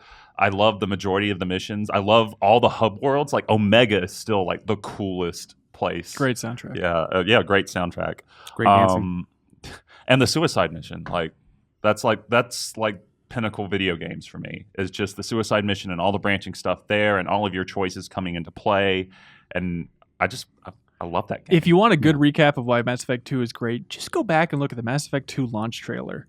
Amazing, amazing trailer. Even though they show Tali dying in the end suicide mission in that launch trailer. It's like, I don't know how EA approved that, but whatever. But that's just, it's so emotional. Go back and watch it. And It's the great. best opening in a game ever, Yeah. I'd argue. Like, just killing off Shepard was bold as hell. Yeah. Oh, absolutely. that, yeah. Yeah. Okay, yeah. For a second, I'm thinking of the Cerberus training facility. I'm like, that is not the best. No, like- that whole. No, just Yeah, the yeah, Normandy just getting taken out. And then Yeah. walking through it when it's just silent. Oh yeah, so like badass. it's haunting. Yeah. Yeah.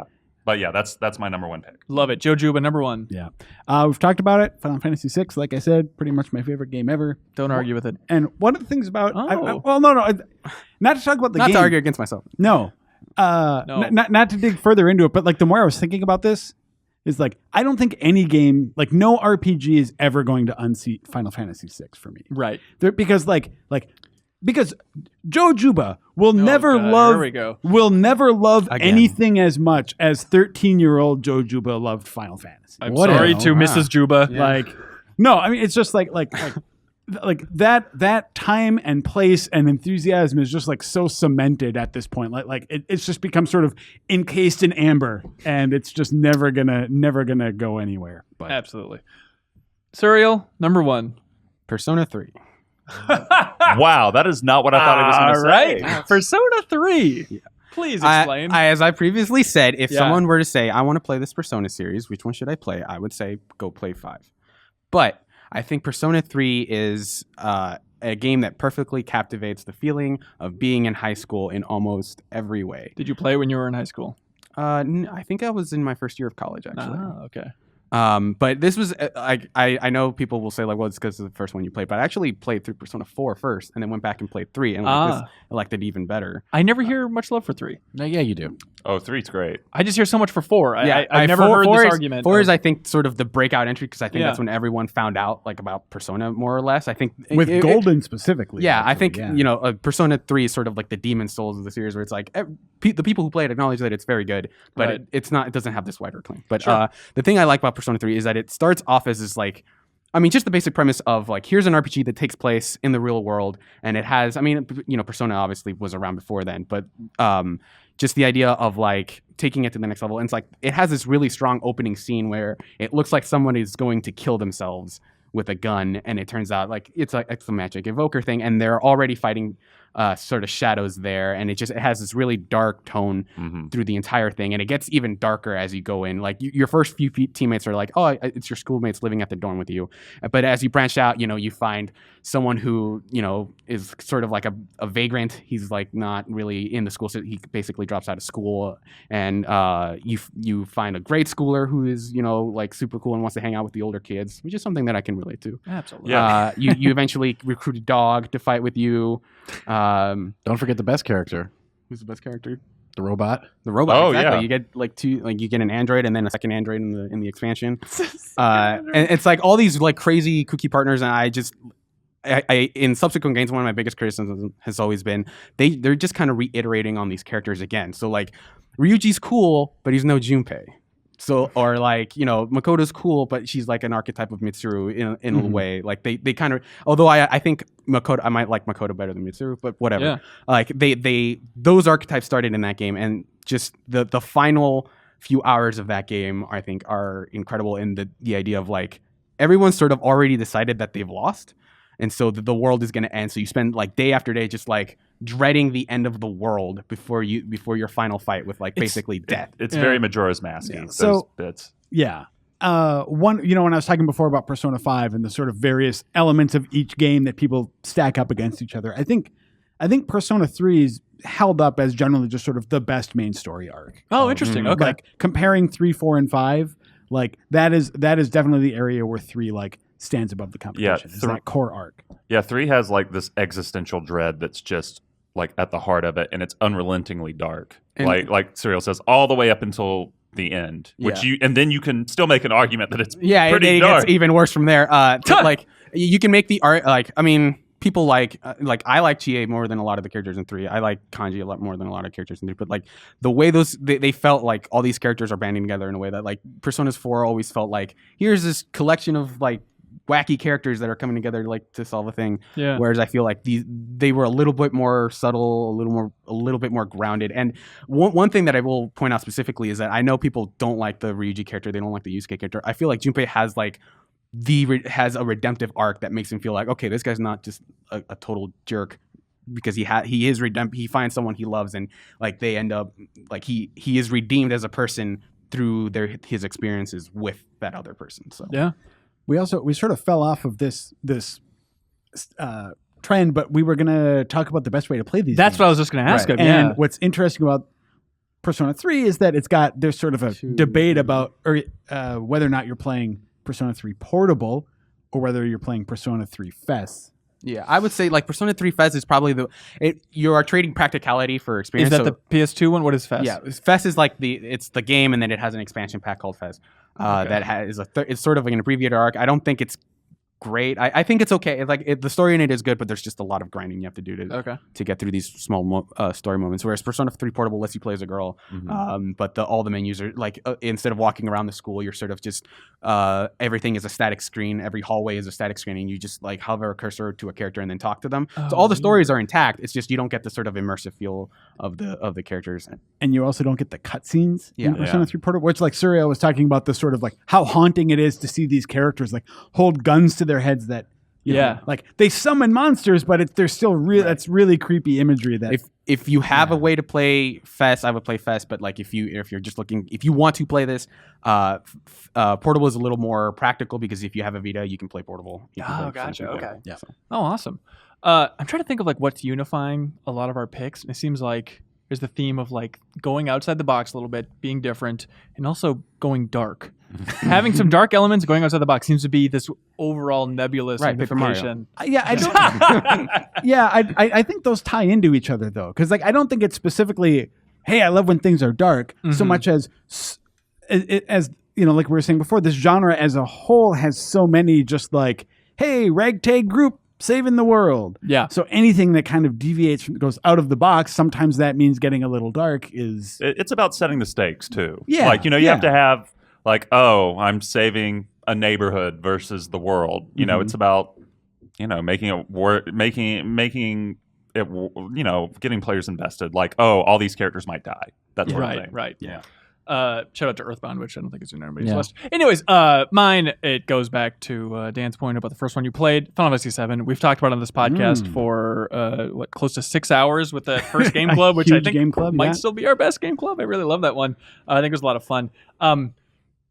Playing it again, funnier than I remember, messier than I remember. Just, it feels so cobbled together and strange. Just weird pre-rendered sections thrown in there.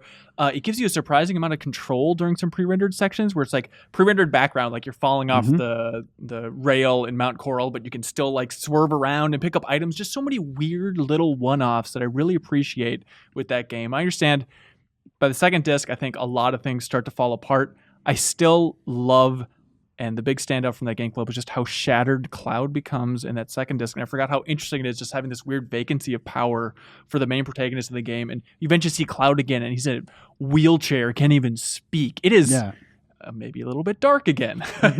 Yeah.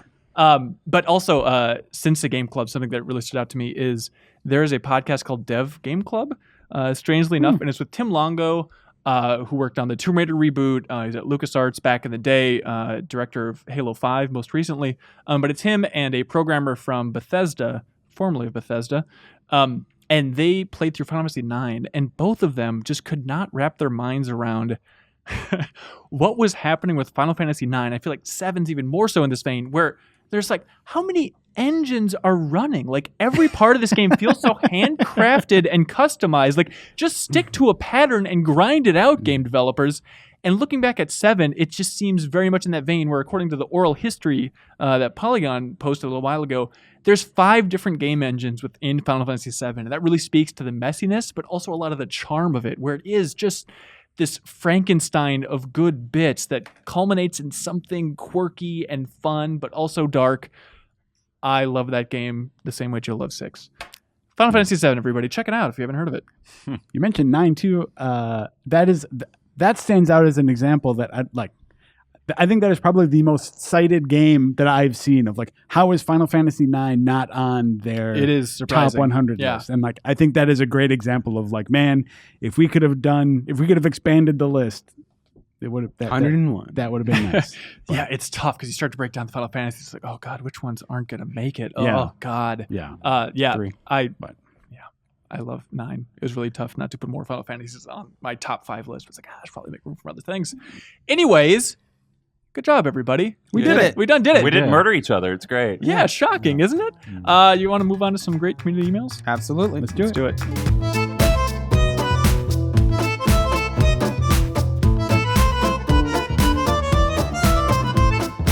Reeves, good to go.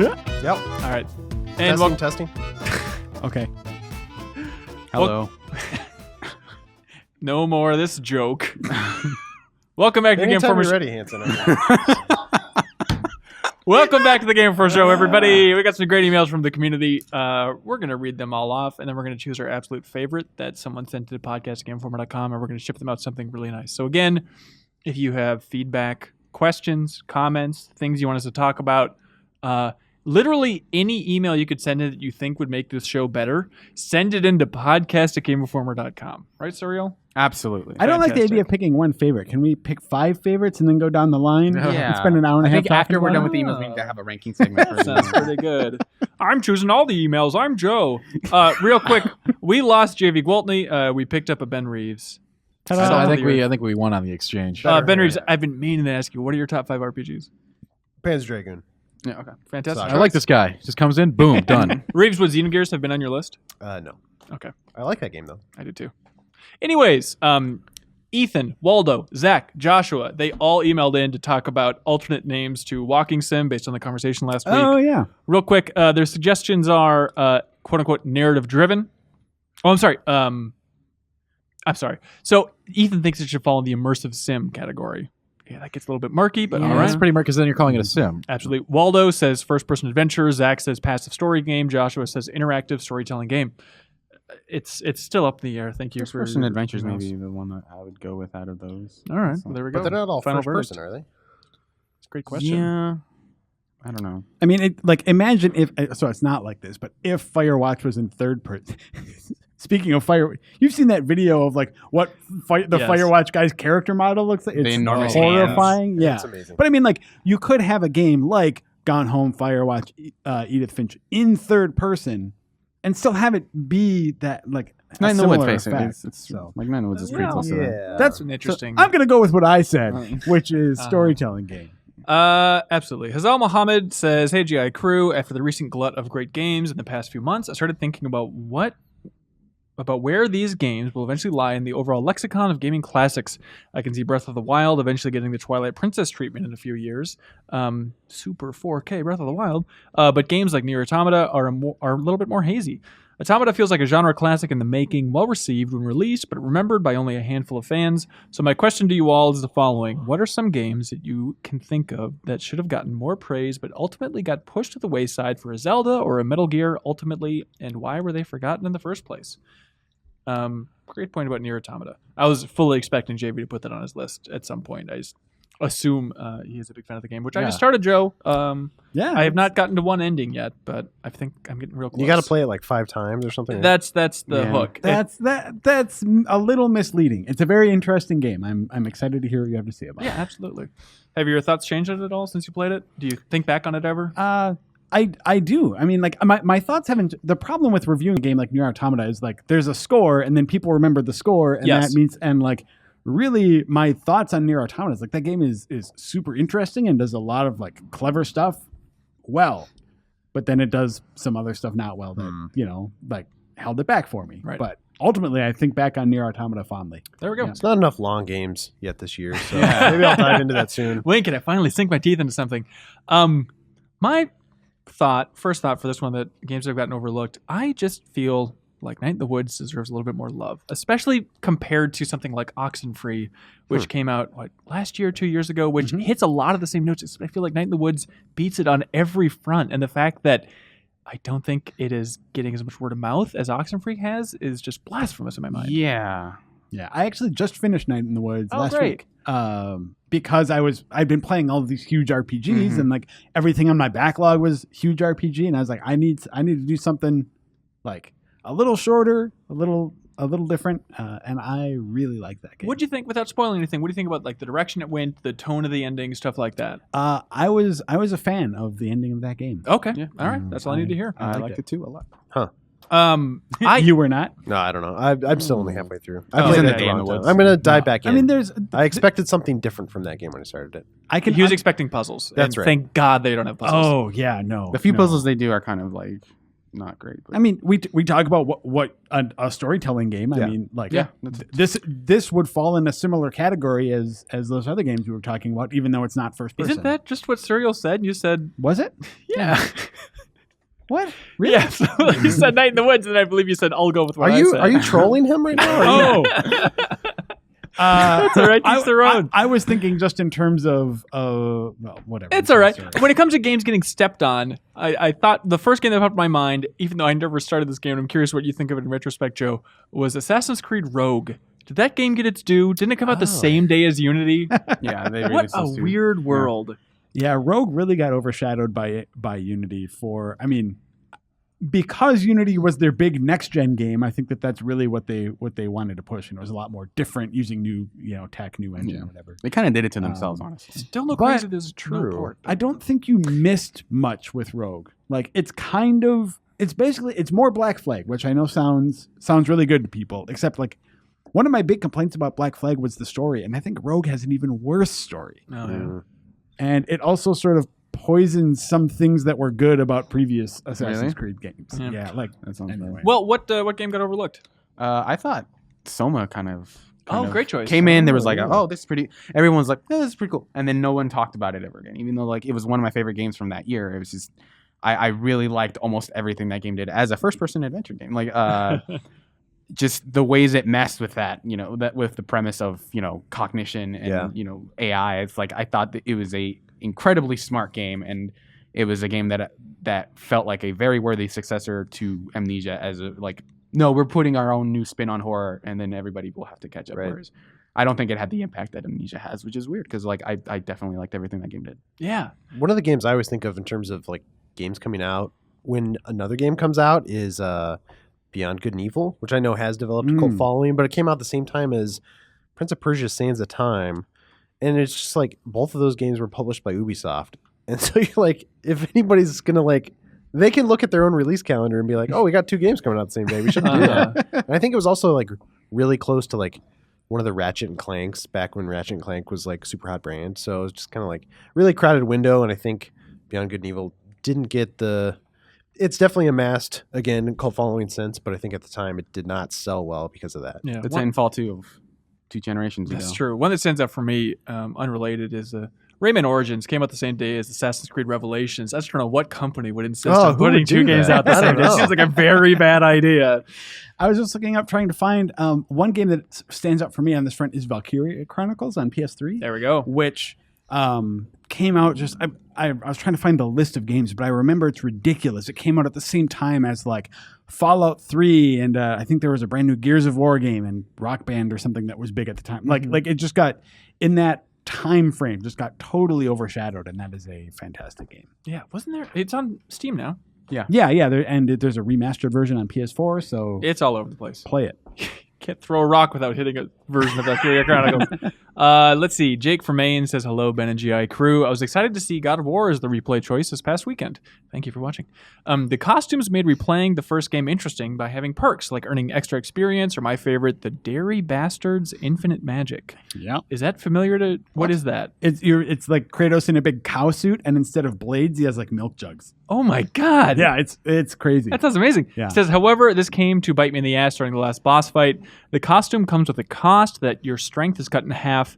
This wouldn't be an issue if Ares didn't take away your magic and force you into a sword fight. This made the fight intense but satisfying when I finally won. Also, I'd imagine just visually very funny looking. Yeah. My question is, are there any games that had a New Game Plus mode with features or moments that improve the game, like the Joker laughing in the beginning of Arkham Knight? Or did a New Game Plus run through ever go poorly for you? I don't know the Joker laughing at the beginning of Arkham Knight. I don't know what that is either. I don't know that. Has a game ever improved drastically or gotten much worse on a New Game Plus? I think is the overall question here. I have a much worse example. All actually. right. So on Mass Effect 2, I make it a point to go and like I will do an insanity playthrough of Mass Effect games after playing it once, right? Mass Effect 2 has a weird thing where the way the enemies are basically leveled relative to you is like, your level. Except when you start that game over, there are no allowances for the fact that even though, let's say you're at level 50, and the enemies are at level 50, there's no allowances for the fact that you don't have any of the sort of like upgrades that you get through through other progression means through the story. So the beginning of a New Game Plus hard playthrough on Mass Effect 2 is just practically unplayable because it's so brutal. Really? Yeah, if you want to do an insanity playthrough of Mass Effect 2, you should just start a brand new game, and it is way smoother. Oh, weird. So I thought that was interesting, and I have a good story too. But I don't. We can give someone else. I think We my don't want immediate good stories. example is Resident Evil 5. It's just how we're playing. That game is almost built around the idea of playing it multiple times. Well, and 4 as well, don't you think? Yeah. Like the thing, with 5 is specifically, you can go back and play individual chapters, and so like you can go back and like pick up whatever other collectibles you want and go back to certain chapters and farm them. But like one moment I think is really cool is that when you play it on the hardest difficulty, the first chainsaw fight, like after you kill them and you get the key and you run towards the door, and then he gets back up and you have to fight him again. Oh, that's awesome. On a higher difficulty. I thought that was a moment where I was like, okay, this game is about something else than like Resident Evil 4. I'm amazed by how popular New Game Plus is. Even in the Hellblade interview coming up later, one of the most popular questions we got was, what's the New Game Plus options for Hellblade? It's amazing. I understand people like it. I didn't know that it was like top priority. It's a weird question for that kind of a game, Yeah. too. Yeah. I don't think they're fully aware of what type of game it is, to be honest with you. But Dan? I don't have any examples of really, really negative or really positive, but I think that's weird how you'd be surprised that people want New Game Plus. It's like it adds a lot of longevity to the I game. understand that it's a popular thing. I just didn't expect it to be this overwhelmingly popular. It's not something that makes every game ever better. Like a new Right. playthrough of a New Game Plus doesn't really apply to Edith Finch, for example. Like it's not going to. It gets Although they're crazy. kinda Make it Isn't a it? lot harder. Hey, Reeves, Yeah. because you're out of town, did you finish Andromeda? No, I never did. How does it feel to I not was finish that so game? happy to not have to play that. Come on. We had a great Wow. chat to I close did it off. listen to your chat. And I Big was like, zing right there. Although Wait. I was like, you were like, oh, Ben Reeves babied out. I was like, oh, okay, I guess I'll never take a vacation ever again. Oh, look, you have to be punished for your Yeah. vacations. Whatever. Now of you're the course. quitter. You're Wait, the quitter. Are you You're really, the quitter. You just listened to the conversation instead of beating the game? Are you ever going to beat the game? Maybe. You watched I don't it on know. I YouTube. totally lost all enthusiasm. He's for not that going game. to. Yeah. I spent That's wild. 15 hours on it and just ugh. I think people who play that game and really love it are just like kidding themselves. And they're like, boom, really, boom. Hey, Joe, what's going on? Their enthusiasm for the series is overriding something else in their brain. Interesting. Anyway, Hey, but games are fun. Yes, New Game Joe. Plus. Wow. we are getting I anywhere. want to butt in with just a particularly awesome New Game Plus moment for me, which was if you played Dragon's Dogma. Ooh, yes. So this is a game where like the ending gets super crazy and you realize that there's this cyclical thing and whoever beat the last god is the new god basically and stuff like that. So you go through on New Game Plus and you get to the last boss expecting it to be the last boss that you fought the first time, and it's you. It is like your character from your first playthrough becomes the last boss. And it's like enforcing the cool. idea of like the cycle starting anew. That was a fantastic moment. And finally, without spoiling too much, I'll just say Undertale. Interesting. yeah. There we go. Okay. Great That's choice. a good one. Let's see. Thomas says, hello, GI team. I had this thought when the Pokemon Gale of Darkness replay popped up on my playlist randomly and wanted to run it by you. Is there a better foundation for a console Pokemon game than the Breath of the Wild map? Think about it.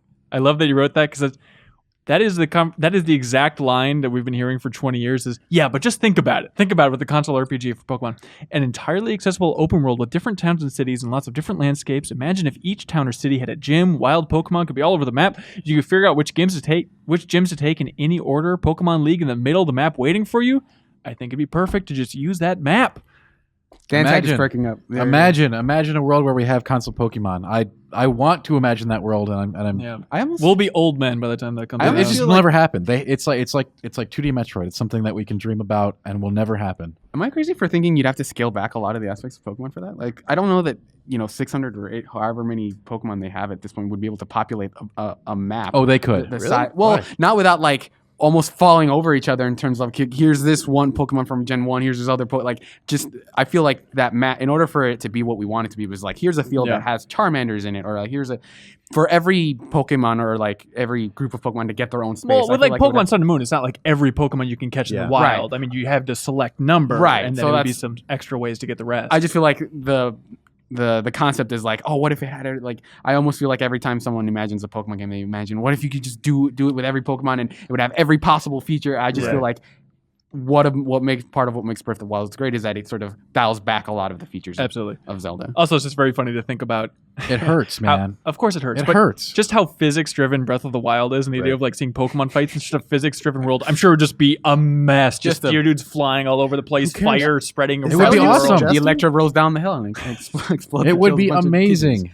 Yeah, of course. Sure. I mean, I don't know.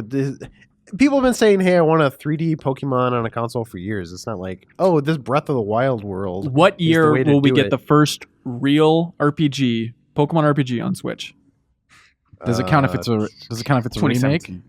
A remake? Does it count if it's like Sun and Moon on or like Port? No, not port. not Yeah, port? like Not a brand port. new original console. Brand new. But not necessarily 3D, but 2025. The remaster of Gale of Darkness. Maybe. You don't think we'll get one 2018? We're gonna get No. We're gonna get like a remaster of the GB. Yeah, I would say 2019, maybe 2020. if they want to give us And that. yeah, that's if God shines on us kindly. Set your calendars to one day. There we go. Georgie has a question that no one else liked, but I really do. He says, hey, y'all, here's what I've been wondering. How would you go about making a game centered on a super fast protagonist? I feel Sonic good may be idea. a hard game to make because it's hard to translate his speed in a fun way our mortal eyes can keep up with. It would seem either slow to them for us to follow, make everything else go in slow motion, or just instantly teleport around like in anime fighting games. So for the Sonic and the Flash games that come in the future, how would you make super speed gameplay as enjoyable as those centered on super strength or acrobatics? So does the super speed, does it have to be super fast gameplay? Or does it just have to be super fast character? Convey the Because character. You could do something along the lines of like the Quicksilver moments from the X-Men films. Right. Where like the world's moving kind of slow and the character's moving in normal time and like solving puzzles or doing action. Well, things. that's a very interesting point, Reeves, which is why I'm into this. There is Unseen 64, it's a site that rounds up canceled games and whatnot. They released a bunch of footage from a Flash game from last generation that tried to do that exact same thing. And according to the developers of that game, when they made the worlds, like when you ran as Flash around the world and all the cars slowed down or stopped to try and like show how fast he is, it just didn't convey a sense of speed. They found that they actually had to have the cars moving in normal speed and your character just moving that much faster around them. All things being relative, it just doesn't quite feel correct. What if you zoomed out a lot and it's like you see basically like here's this enormous landmass, here's the Flash, he's going real fast, but on your screen he's just a little dot that's moving very slowly. It'd be tough to get over any obstacles in any way. I just don't think it can be done in 3D. I got it.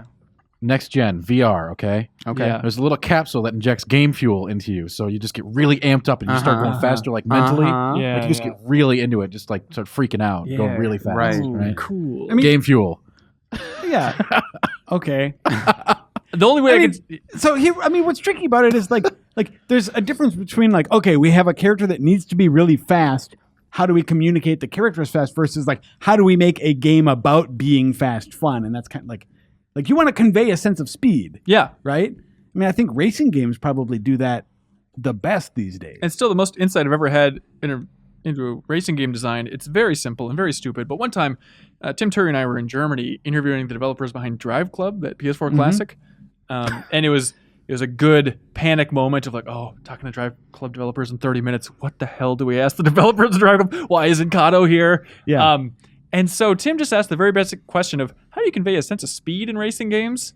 And they had an interesting answer, which is probably super obvious, but they're like, oh, it's just objects close to the road. You just have to, in a racing game, to convey a fast sense of speed, just make sure you have big objects close to the road so you have something to race by. It's all relative. If you just are racing through a wide open field, obviously it's not going to feel like anything, but if you're going through a narrow thing and there's objects right next to either side of your car, you're going to feel like you're going like hell. You can also just inflate the mile per hour counter like F-Zero does. That's where a great idea. You're That's basically all you gotta do. going normal speed, but it's like the counter says 800,000 miles an hour or whatever. Yeah, that's perfect. Yeah, that's a good point. Or you could take the Sonic 06 approach and just suck. Yeah, just have Mario running and just say he's going at 500,000 miles an hour. I think the best bet is Fastest game to the garbage bin. Yeah. the most satisfying sense of speed I've had though is stuff like Cannibalt or like the Runner series. I think do it pretty well when you're flying through all that. Okay. I just 3D. You I don't think 2D it's is possible. still the way? I think it's absolutely the future of gaming. Sherman Culliver says, "Hey guys, real quick, what's your favorite idle animation in a video game?" I don't know. Crash uses a yo-yo. I looked this up a little bit, and there's fun examples of people, characters playing with their own body in a good way. Okay.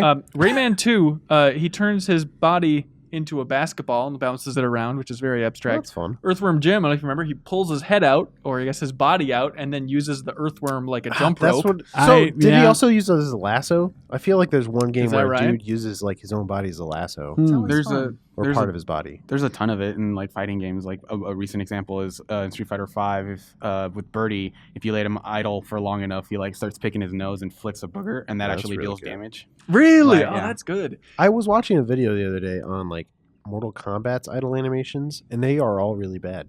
Like their idle animations are really like I never noticed it before, but if you go and just watch their idle animations, they're just moving around in like really stupid Yeah. ways. Just weird, strangely too fast, like a silent film or something Yeah. where it's running at like 18 frames. Yeah. well, and look, too much, Sub-Zero does like moving this. around too much. Or Sub-Zero does Scorpion does this. Sub-Zero does this. Yeah. It's very different. Two different things. Still, in so many modern games, idle animations in first-person shooters always make me laugh because they're just moving the gun way too much. If you just stand there, some just completely blow it. I'm trying to Right. think of what I was just looking at recently, but it's just like, this is disgusting. Just relax. You're holding a gun. You don't need to constantly have so much movement happening there. I think it was one of the Sonic the Hedgehog's games where he like looks at his wrist like it's watch or something. Right. It's like, come right. on, we gotta go. He's gotta go Points at you. fast. Go, go, Gotta go. go fast. John from Mississippi with a crucial question. Hey, do you guys think cowboy hats are acceptable as part of an everyday wardrobe, or is it too close to a costume? I've gotten really into Wild West movies recently, and the fashion is inspiring. Can John from Mississippi get away with wearing a cowboy hat in Mississippi? I don't know. Do you Yeah, work he's at in a Mississippi. rodeo? I say you do you. If that's what you want to do, then you go for it, man. It's always tempting. Do not hold Dan Tag accountable if you get beaten up. For wearing a cowboy hat? I don't know. It's a bold statement. Depends on where you are. Depends on the Yeah. vibe. Walking around a city in a cowboy hat, it's a tall If you order. work at a It's bar, it might be a nice quirk. Nobody If in you the work at an city's going to accounting care. They've firm, seen a lot probably not. crazier. You still, you will stand out, and you really have to be cool to pull it off. if See- you aren't a cool person, Yeah. I it's gonna be assume that he's a challenging. cool person. Oh, I assume That's he's true. listening Yeah, to the podcast. So I'm kind of in Dan's boat. I mean, if you want to wear a hat, go for it. I grew up in Colorado, so I That's think I'm right. the closest thing to a cowboy here. I did not see a lot of people wearing cowboy hats when I grew up, and I think you're right. In the cities, it's weird. But, you know, if you're going to a bar, that might be fun. Or maybe that's a sign that more people should be wearing cowboy That's right. hats. If you're going to ride your horse to the bar, definitely Yeah. wear the cowboy hat. save a cowboy. I just want to point out that I spent a year of my life living in a ranch. So What do you mean? Well, like when I used to live in Mexico, my dad owned a ranch, and so. What kind of salad dressing? I'm do you just like? saying. I'm Hold just saying. Booyah! I'm just saying. Slow down. Stop saying booyah. Sorry, why were we talking about Persona 3 for 45 minutes? You lived on a ranch in Mexico? Yeah. Like, What I is was that born- like? I was born there. What's it like? It's very spacious, Okay. and you have to take care of animals. And Longhorns? What are we talking? No, it was mostly for like it was mostly for crops. Like it wasn't like a. Did you wear a Oh. cowboy hat? A ranch for crops? I don't remember. Isn't that a farm? Yeah, ranch. But it you was have to have like- livestock to call it a ranch. I mean, right? it's a very loose term, but like. Not I here in don't know. America. Oh, That's confusing. Do you call yourself a caballero?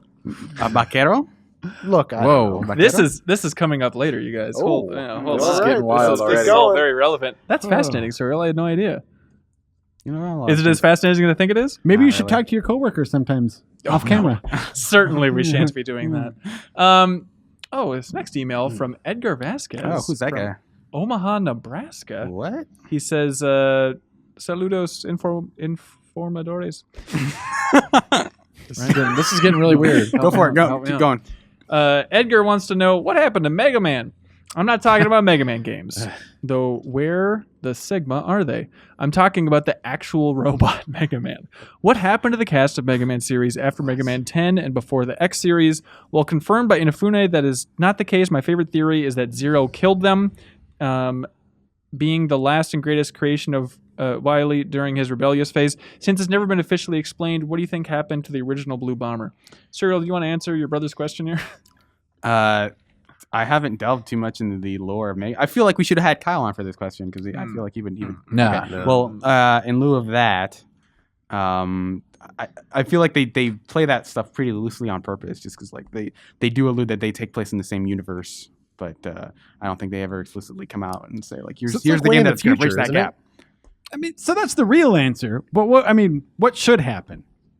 I Dr. think he Light should come back comes and back be and evil. packs them up in a little crate. And Yeah, puts them under okay. a Christmas tree. Yeah. And then Link opens it, and you got a tie-in game. Link? Oh. Well, I think Let's do it. I think the practical solution Booyah. here is that You told me to stop doing it. Dr. Light develops a new firmware, and then it's just like, well, if I'm gonna have this firmware doing all the things it does, it's just not compatible with regular Mega Man. So I'm gonna make a new Mega. I'm sorry, Mega Man. You're just gonna have to.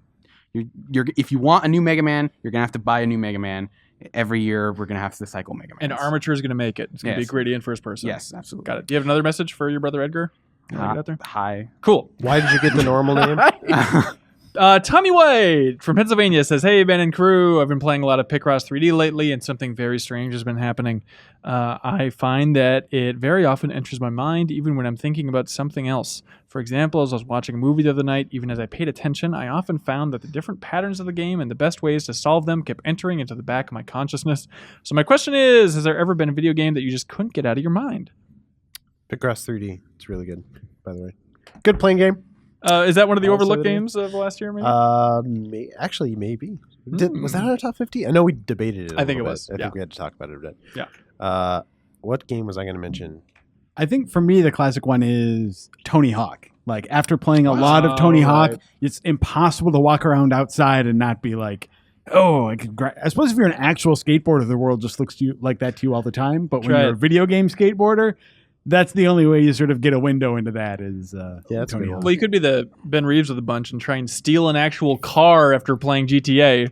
That's true. Nice. That happened. Really going the extra mile. I just told that story like 3 weeks I know ago. that's ironic. I did not know that. Stardew Valley, I think last year was a huge one for me. It's like You just can't stop thinking could about it. not stop. You just thinking started about watering plants all over. it. Just all with anything. God, Any that liquid game I is had. so good. It was a really good game. I think Fantastic. the two games that I regularly think about on almost daily basis are Advance Wars and I think about it.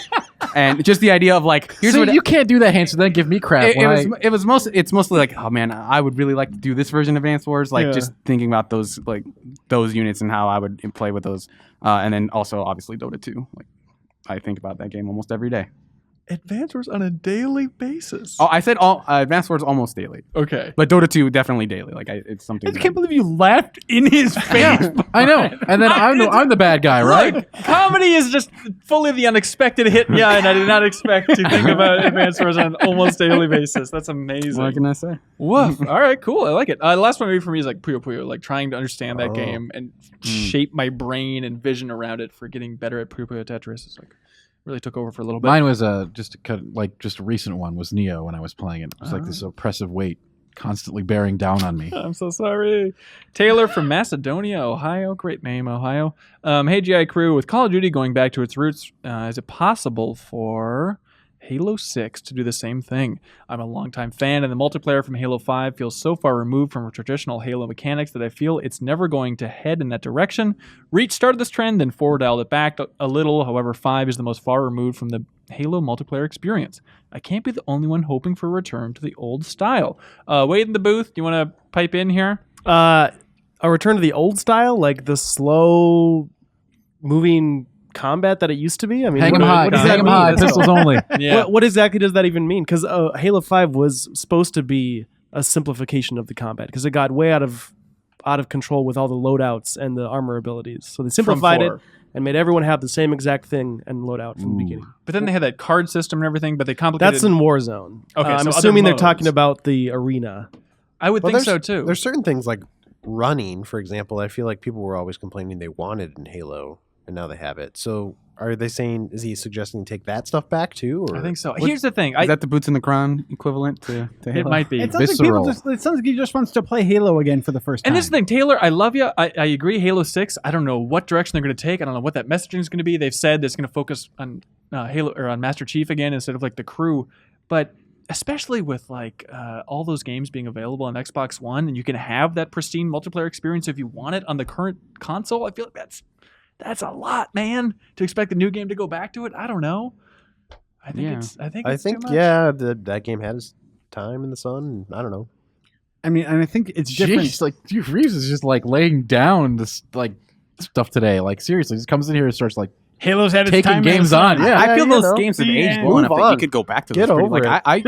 If you wanted to have like a Halo 3 party, I would play that game. That You'd game, come I over? think, that game has held up pretty well. Yeah, heck yeah. Everything you love is gonna die. yeah. someday. Reeves is like coming in here and just be like, the games you love, they're garbage, man. Panzer Dragoon Saga or nothing. There it Not- is. Not a day goes by that I don't think about Pan's Dragon. Let's see. Jeff Wachowski, he says, always believe. And he writes in and says, I was watching the latest GI show, and out of nowhere, Joe Juba reminded me of Tella from Final Fantasy IV. Yeah, that's right. Awesome character. He says, I'm no artist, but see attached here. He has some Oh concept yeah, art. he tweeted this to me. Yeah. Oh, really? Yeah.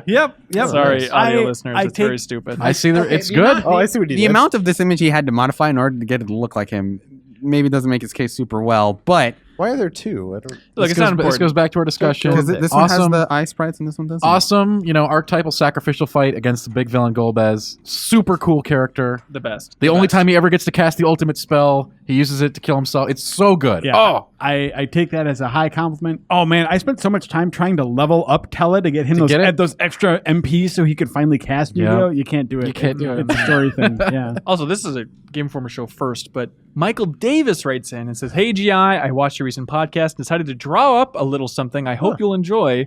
I love you, Joe. Wow. And this is More than another one. piece of Joe fan art. Wow, this is We're incredible. really- Better. This Really is doing fan it. art of Joe throwing a grenade into the conversation, talking about Breath of the Wild being overrated. And that was awesome. I was there for that. happened. That was really good. It is art of Joe chucking grenade because Joe says that. I am so jealous. This is It's so very good. well done. Oh, that is so good. I'm looking at this. Hey, can we get this on Also- the camera? Can we like? Oh, yeah, have yeah, Wade I'll- splice I'll this put it in? up All right, there. excellent. Also, I need to get a shirt that just says #1 Juba on it because That is a very- That's what your face says every That morning. is inspired right there. It's very I'm good. keeping this. Also, Oh. is it weird that we don't have a door with the Game Informer logo anywhere in the office? Or do Yeah, we really should probably have that. So Michael writes in and says, that brings me to the subject of Joe not enjoying Zelda at the time.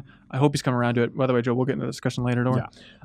I was sort of in the same boat when I first started the game, but when I finally started setting goals for myself and just exploring it, it became an awesome experience. It made me think of other games that left a bad first impression, and playing more of it saved it. At a complete 180, like Mass Effect 1 and 2 and Dragon Age 2. Are there any games you've completely 180'd on? Like, become a huge fan? I have a classic example. What? Dark Souls. Oh. First time I played Dark Souls, I put it down because I thought it was crap. I walked out, I got killed by the skeletons like 10 times, and I'm like, wow. You know what? I don't see what the draw is in this game. I'm done with this. Yeah. Then I went back to it like 6 months later. I'm like, wow, this is a great game. I did that with Demon Souls actually. Yeah. I thought like Dark Souls is the good one. Demon Souls sucks, and then I went back to it. I was like, all right, this game is actually pretty good too. Yeah. Witcher 3 was the one for me. Yeah. Oh, interesting. I played that for 10 hours and was like, I don't see what I don't get it. Yeah. I don't like this. And I stopped playing it for like probably 3 or 4 months, I think, and then was like, maybe I should go back and give that another shot, and picked it up and got super into it. It is so weird to think back on your early impressions of those games. Even like Mass Effect 2 and Mass Effect 3, starting both those games was like, I don't like this anymore. I don't like what they've done to the systems. I miss the way it used to be. And now it's just like, oh no, the Atari trilogy was great. What was I thinking? You know? Yeah. You ask that question next week, and Ben Reeves will say, Yeah, Mass Effect Andromeda. It's had its time in the sun. Yeah. It's time to fade. Let it go. It's like a Close its raisin. eyes. It needs to ripen. Or Yeah, you wine, got it, maybe? dude. That's it. For me, I'm not even joking, but Halo 2 was this guy. It was a game I went to the midnight launch for, and I was like super excited about it, and brought it home. I was like, I don't know if I like this anymore. And it came out around the same time as GTA San Andreas, I think. Okay. And so I went back to that, and after finishing up San Andreas, because I just was in the mood for San Andreas, I think I went back to Halo 2, and I was like, actually, this game's good. Yeah, swords are cool, it turns And out. now that series is dead, but Jesus Christ. Wow. Hey, It's just everybody. going there. It's just What's your favorite email? there's some good ones in there. Sergio's brother seems very cool. There's no doubt about it. Yeah, I My don't know if we favorite- could give him anything. My right? 'Cause favorite that's is who kinda- Is that a conflict of interest? Whoever drew this. Michael Davis. I Yeah, absolutely. you know what? I support Yeah. that. what was his The question? amount of though? effort it took him to like do that, like I am very jealous of you, Joe. It That doesn't is need a question. It's a picture Yeah, of me throwing it's a awesome. grenade. Give it to that is guy. that is pure avatar, Twitter avatar babe. Like that would be It's very great. good. Give it to that man. His question If you was don't the wanna one do it, I'll do it. The question you just answered about 38 seconds okay. ago. Who can think back that far? Yeah, as well. Oh, because that was a great question. That was a good question. Art plus good question. Yeah. There we go. I think we give him credit for the art. Come on. Yeah, sure. Oh, yeah. Michael Davis will ship you out something real nice. Thank you for your wonderful Joe Juba fan art. He will hang it proudly above his desk, I'm quite sure. Oh yeah. One day I'll have fan art. One day. Yeah, someday, sorry. I'll ask your brother, Edgar. I'm sure he'll send in something real nice. Maybe they could draw you on a. That would At the ranch with no animals. Anyways, that's it for the community section. Next on the Game Informer Show, we're talking to Tameem from Ninja Theory, all about making DMC, Heavenly Sword, Enslaved, and the process of making Hellblade. He's an interesting developer with some very strong opinions, so stay tuned for that.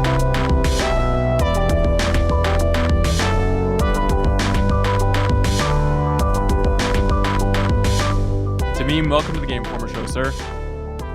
Thank you. Thank you for having me. Yeah, I've been looking at your face a lot, editing a lot of videos throughout the month, but this is how we're officially capping off our, end of a month of coverage on Hellblade: Senua's Sacrifice. So it's nice to have you here, man.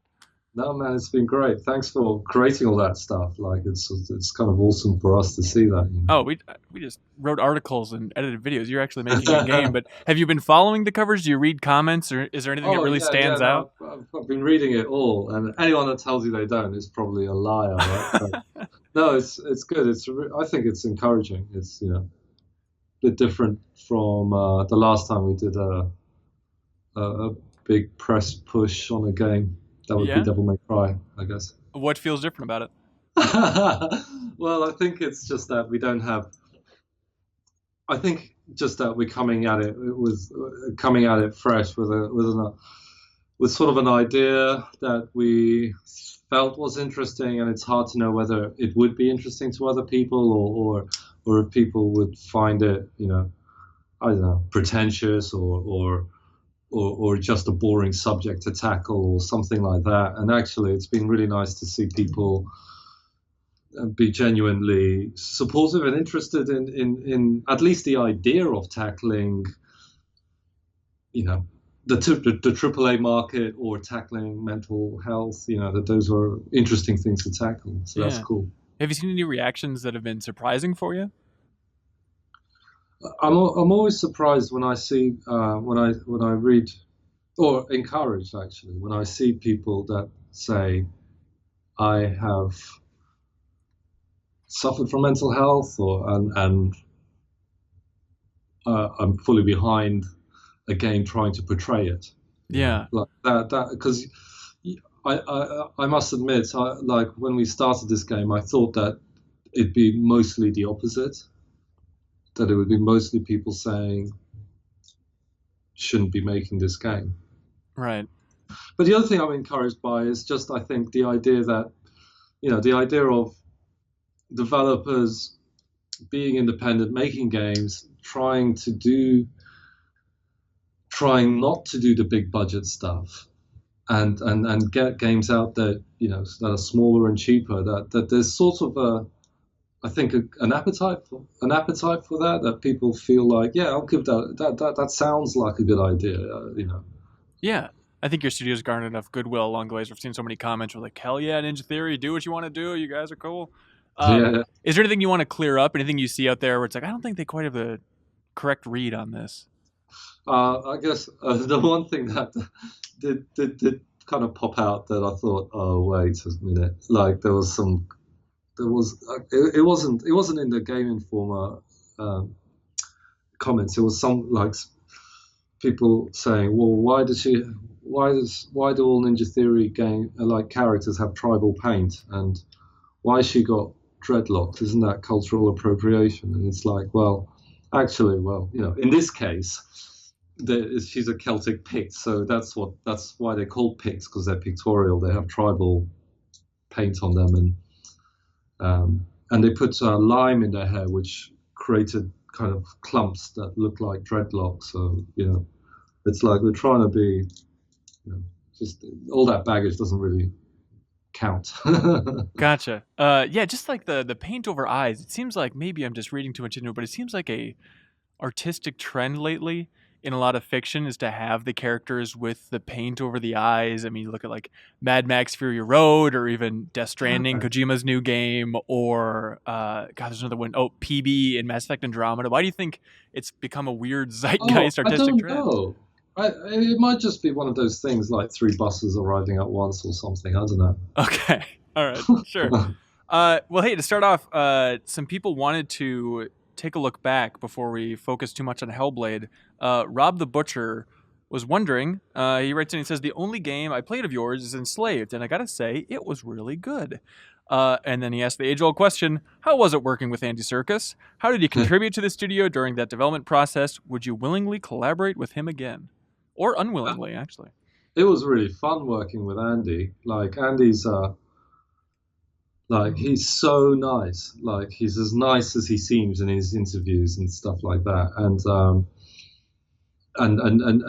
how I met him was pure chance and accident. It was because my brother was doing his mortgage, and I slipped in a trailer for Heavenly Sword and said, why don't you ask him if you'd like to get involved in games. And really? And he gave me a call. And he then called, he put us in touch with Weta in New Zealand. He arranged that whole thing on Heavenly Sword, so we all flew out to New Zealand for 6 weeks, and all of us, not just Andy and us, but all the cast and crew, everyone. We just came out of it great friends. We were just having fun, hanging out, and then when we were on set, it was like he knew how to work with actors, he knew how to work with story, he knew how to manage and run a crew. Like he's a master of what he does, and like we wouldn't be doing half the stuff we're doing if it wasn't for him. That's wild. And to think that it was all just from a mortgage. And I'm sure your brother's like, I don't want to deal with this. Like, I don't want to. This seems like crossing some weird boundary that I don't want to cross, but it turns out it paid off. If you don't ask, you don't get, I guess, is the lesson. But yeah, that was serendipity. Yeah. And what do you think about it just seems like he's so entrenched within the Disney family now, with Star Wars and Marvel. What do you think about his bizarre rise? I can't believe how much he works. Like, he's in everything, isn't he? Officially. He's running his own studio, that mocap performance capture studio in London. He set that up. They're making games as well, and he's doing films, CG films, like his own films and other people's films. I just don't know how he does it. He was in some Marvel films, I think, as well, and as well as Star Wars. I just don't know how the man does it. He's like a machine. It's really awesome, inspiring. I'm far lazier than that guy. I wish I had his energy. Did you ever reach out for him to play Senua? Was ever on the table? No. Let's see. So Jacob BG42 asked a simple question. Are you more of a Bayonetta guy or a Devil May Cry guy? I assume this is Devil May Cry 1. I have to say Devil May Cry. I mean, but they both have the same spirit, don't they? They both have the same DNA. They're both awesome games. Do you enjoy playing But, stylish action games? Did you play like Bayonetta 2, for example? No, I did Bayonetta 1. I don't know why Bayonetta 2 skipped. I skipped over that. It wasn't intentional. But I think in terms of the character, I have a I grew up playing Devil May Cry, so I have more of a connection with Dante. Like he's the man. Underdrinker is just asking in general, how has working with Capcom changed the way you guys make games? I think Capcom was really. I mean, every game we do with every publisher, we learn a huge amount and it changes, and I think that shows in our. I think the quality of our games, they might be different, but they get. I think they get better. Capcom, working with Itsuno-san in particular, who was director of the Devil May Cry franchise, or at least Devil May Cry 3 and 4. He he's someone we look up to. Like he has such an eye for responsiveness of controls, for letting the player express themselves with the controller and the character. So we would talk right down to animation frames, single animation frames, milliseconds to get the touch and feel of combat feeling good. So what he brought was just that ultra attention to detail, like the kind of precision that you get from Japanese action. That's what we took away from it. It's really awe-inspiring to work with him. I mean, he also used to be a school teacher, right? He used to so the way he taught us was really great. He was never dictatorial, going, you must do this, you must do that. He was like, Capcom themselves, they didn't touch a line of code or a single pixel in our version of DMC, but the input, the advice was invaluable. Is there anything concrete, any just perspective, just one sentence lesson that he imparted that changed the way you look at action games, or is it just a matter of having a very fine-tooth comb over every detail? I mean, one thing he said, kept saying, is that if you think if the player thinks you should be able to do something, if you try and do something, the game should support it, right? So it's not us as designers that we set the rules of what we want the player to do or not do, and then it's up to the player to figure out. It was more about, at least on Devil May Cry, it was more about, well, if you think you can parry and go into this and do that and this, and you try it out with the controller, let the player do it. Let the character respond and do it, even if it doesn't look right. Even if it's odd to go from this frame to that frame, it's better that you give the player what they want to do than to try and achieve visual perfection. So gameplay over necessarily what the animators would want it to do. Yeah, for sure. I know while visiting the studio, I kissed your ass a little bit, not being a Devil May Cry guy, but playing DMC and just absolutely loving the amount of creativity you guys packed into there. And we made some quick reference to it, but I'd love to focus on that plan mission in particular. Because everybody always brings up, Raptor News Network boss fight and, the inverted lake and stuff as levels, but that plan level was so great, just having the blueprints actually rendered in the world as they're theoretically laying out the mission of how to invade this tower. Do you want to talk about the design of that and how that came about? I don't know. It's a lot of the ideas just come about late. They're not planned at the start sometimes. We knew we had this big mission to do, and the most boring part of story and cutscenes is the exposition of what you have to do. You have to do this, and then you have to do that, and you have to do that, and you sort of go, well, how do we make that not someone talking? Yeah. And I honestly don't know where the idea came from. It could have been me. It could have been someone on the team. I honestly can't remember. But I remember once that idea surfaced and someone said, why don't we treat the whole thing as a flashback, as some kind of like, the plan that's being drawn turns into the level that's being played. And it was like, wow, that sounds cool. How do we do that? And then someone goes away and tries out some stuff, and then it looks cool. And then we go, let's change the story around this idea because it's worth it. And I think in an action game, like an adventure game, I think our job is to try and surprise people level to level. So every time we go into a level, we think, well, what's different about this? Like, what's new about this? Why is this different to what's before, right? And if there isn't anything different, you just know you've missed something. You've missed a trick. There's a key missing. I don't know. That's how I think of it. It's like there's always a key to every scene and to every level, and you just got to find it. And you know when you've got it because it just all falls into place when you do. And when it doesn't, you usually end up just struggling. Like the gameplay feels repetitive, or like visually it feels dull, or it derivative, or in gameplay it feels derivative. And it's usually because you've missed this one key, So you just go into it going, there's a cool idea here. Even if you don't know what it is, we have to discover it. But how much of game development is somebody saying, God, wouldn't it be cool if, and then someone goes away and tries typing it up and working on the code and just realizing, like, technically, production-wise, we just can't pull this off with the schedule we have. Isn't that just over and over again, the mantra? Well, I never buy that excuse, right? Often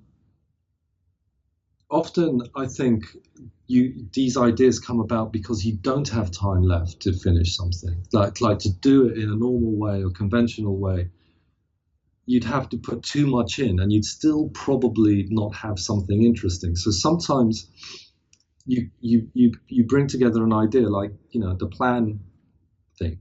Actually, it made a lot of things simpler. Instead of having cutscenes with people telling you what to do here and there all over the place, it meant that with that one device, like all we needed was like some cool visual effects and some voice, and we could explain what was a really complicated setup, that I wasn't super confident that we could explain to people, without some kind of map. Right.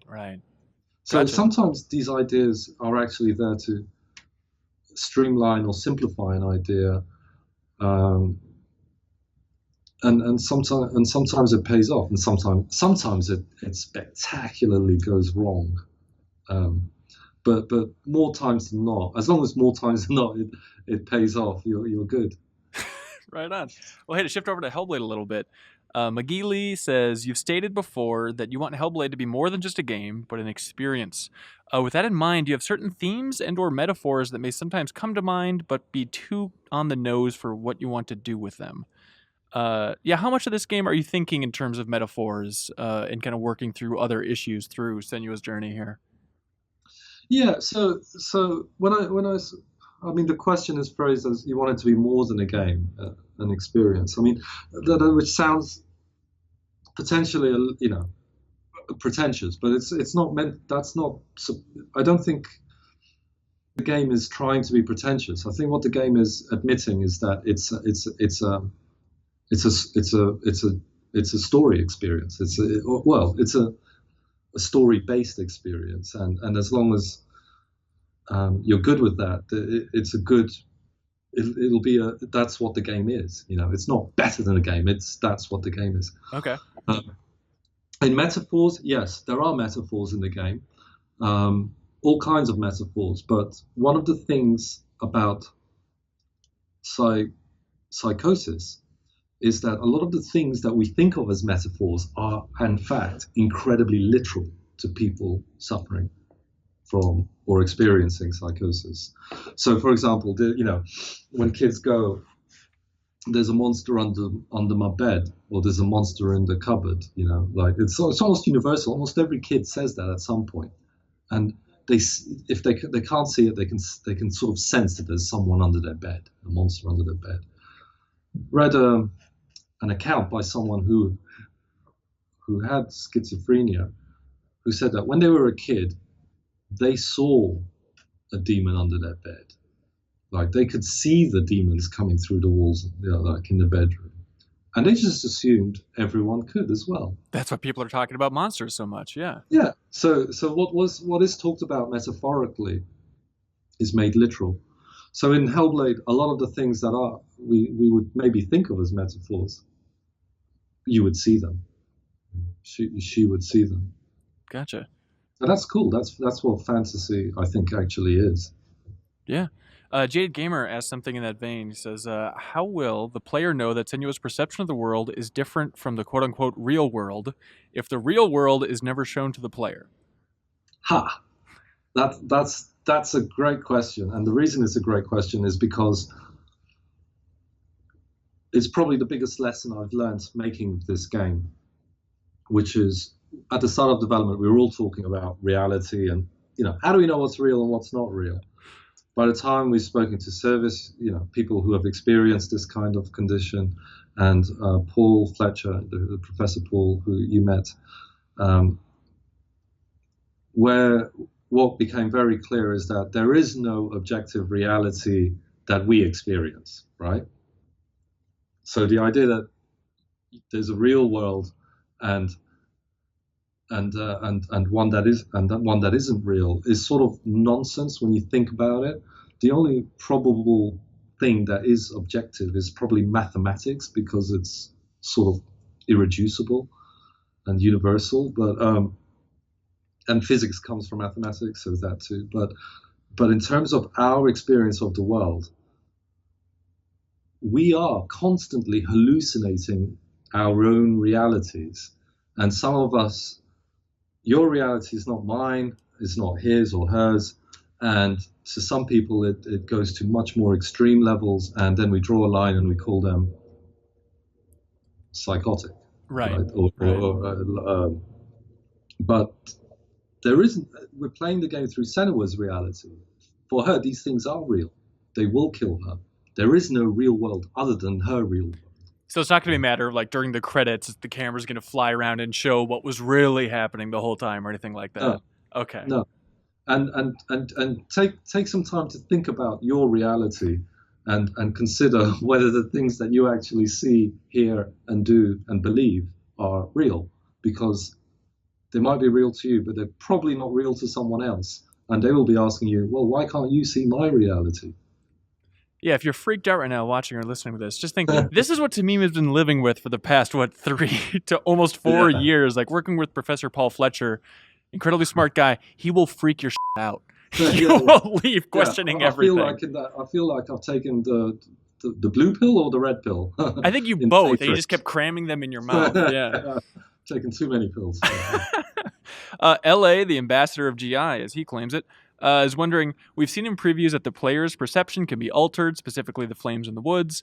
My question is, how often will these events occur? Are they like set pieces, or is it a more dynamic element in the game's world? So stuff like, sorry, repeat that last bit. So stuff like flames and stuff like that appearing in the world. Yeah, he's wondering if that's going to be dynamic, or are all the kind of stronger hallucinations, is that all part of a set piece type? Well, I wouldn't. Yeah, I mean, there's some set pieces, but it's also just there all the time. It's like the voices the Furies, we call them, like the cacophony of voices are pretty much always there, and sometimes they're helpful, sometimes they're not. There's things like when you're running through you might be running through a forest, and then you start noticing that the trees only move when you move, and you don't know why, and you might try and figure it out, or if you listen to the waves in the ocean, they might morph into the sounds of screaming people or suffering, and it's like all this stuff we're taking care to put into the game so that it feels like things are constantly like strange and like sinister, untrustworthy. Like you can't trust your senses and stuff. And then occasionally it goes into full-blown set, intense set pieces. But the idea is, or the goal is, that everything you hear and experience is always puts you on edge, because you know that something's wrong all the time. Right on. And I think the tree example is a great one for kind of, it's set piece-ish, it's interesting, but it is dynamic, it is based on what the player is doing. It's not an event that happens all the time. But there's never going to be situations where sometimes you walk through that forest or sometimes you walk up to the ocean's edge and you don't hear that and the trees don't sway, right? Like, it's just in this area, the trees will always sway. Yes, but you'll probably miss it, Right. Well, not if you There's listen a to this very interview. good chance you'll miss it, and that's okay. It's just if you notice it, you've discovered a secret. You've discovered a secret about the world, which may or may not mean something. Sure. And that's over and over. That's sort of over and over. That's what people tell us their experience is like when they're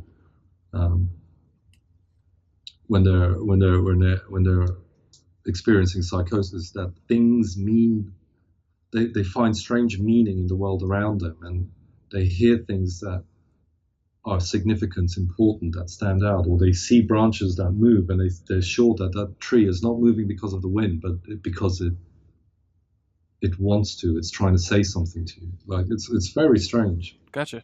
Next Gen Warrior is wondering, Hellblade seems like a game that intends to deeply immerse the player in the experience. In what ways have you tried to design the game to be more immersive? I think you've already listed off some of them, but do you have other little tricks? That's a massive. That's a broad question. It's very difficult to answer. It's all the pieces of all of the above coming together in a way that's not is basically our job. Uh-huh. All right, so everything.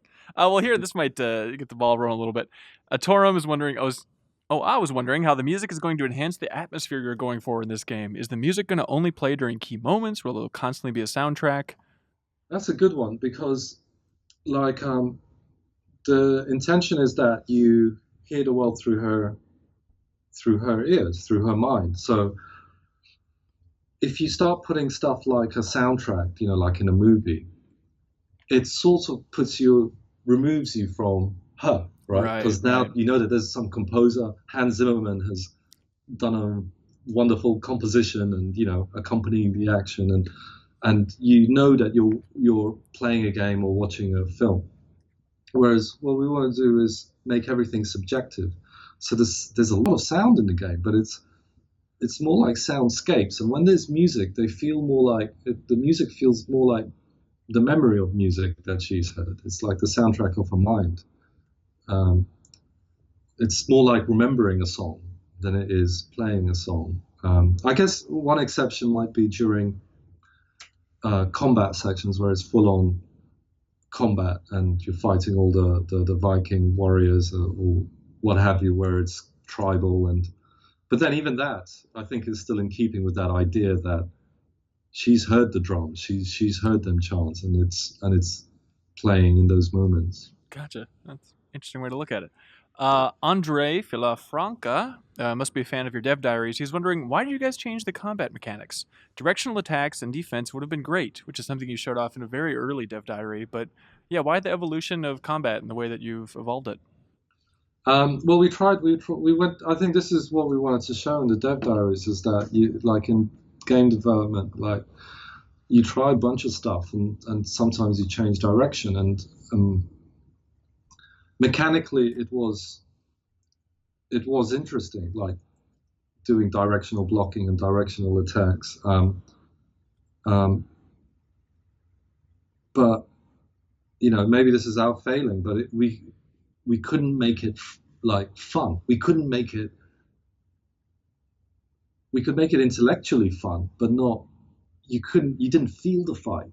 Like, it felt like it felt robotic. It felt like you were a robot following like very artificial designer rules. Block up, attack, attack left, attack right, block up, whatever. And it felt soulless. Yeah.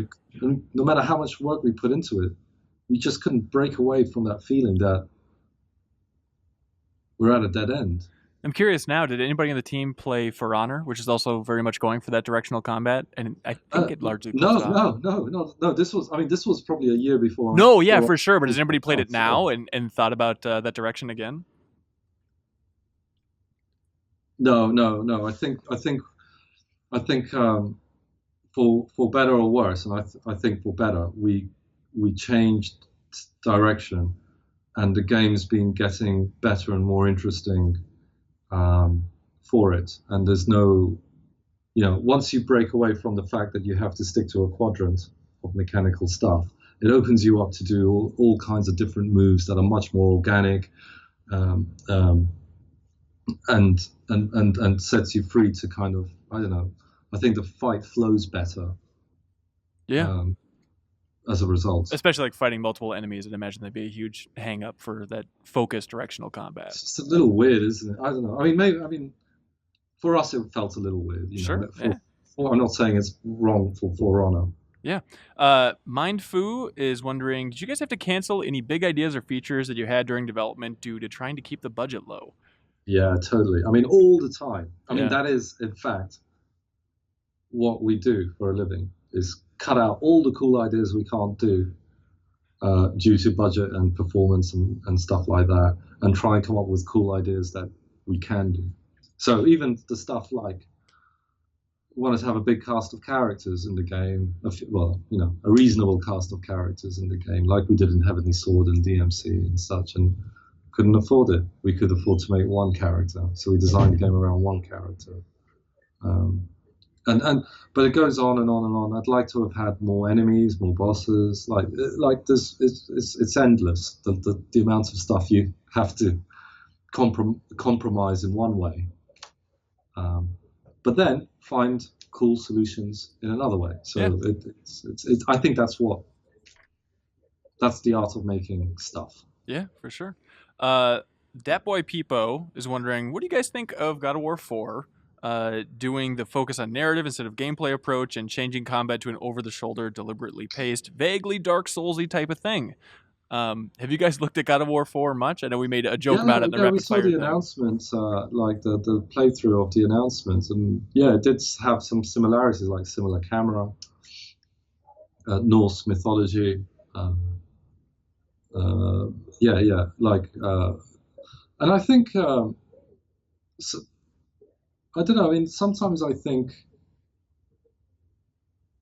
like when you're making a game or anything, like a movie or whatever, like there's always going to be a game. There's always going to be a game or several games that come out that are similar. It's unavoidable. I remember even on Kung Fu Chaos, we thought, okay, what we're going to do is multiplayer, 4-player melee combat, but we're going to do it over big moving sets, and it's going to be awesome, and no one's doing that. And then Power Stone 2 came out bang in the middle of it. We were like, oh man. And then, on Heavenly Sword, actually, it was like, let's do a single camera thing, so you don't have to mess around with the camera, and it's a single rail camera, evade on the right stick and stuff like that. And then God of War, the original God of War,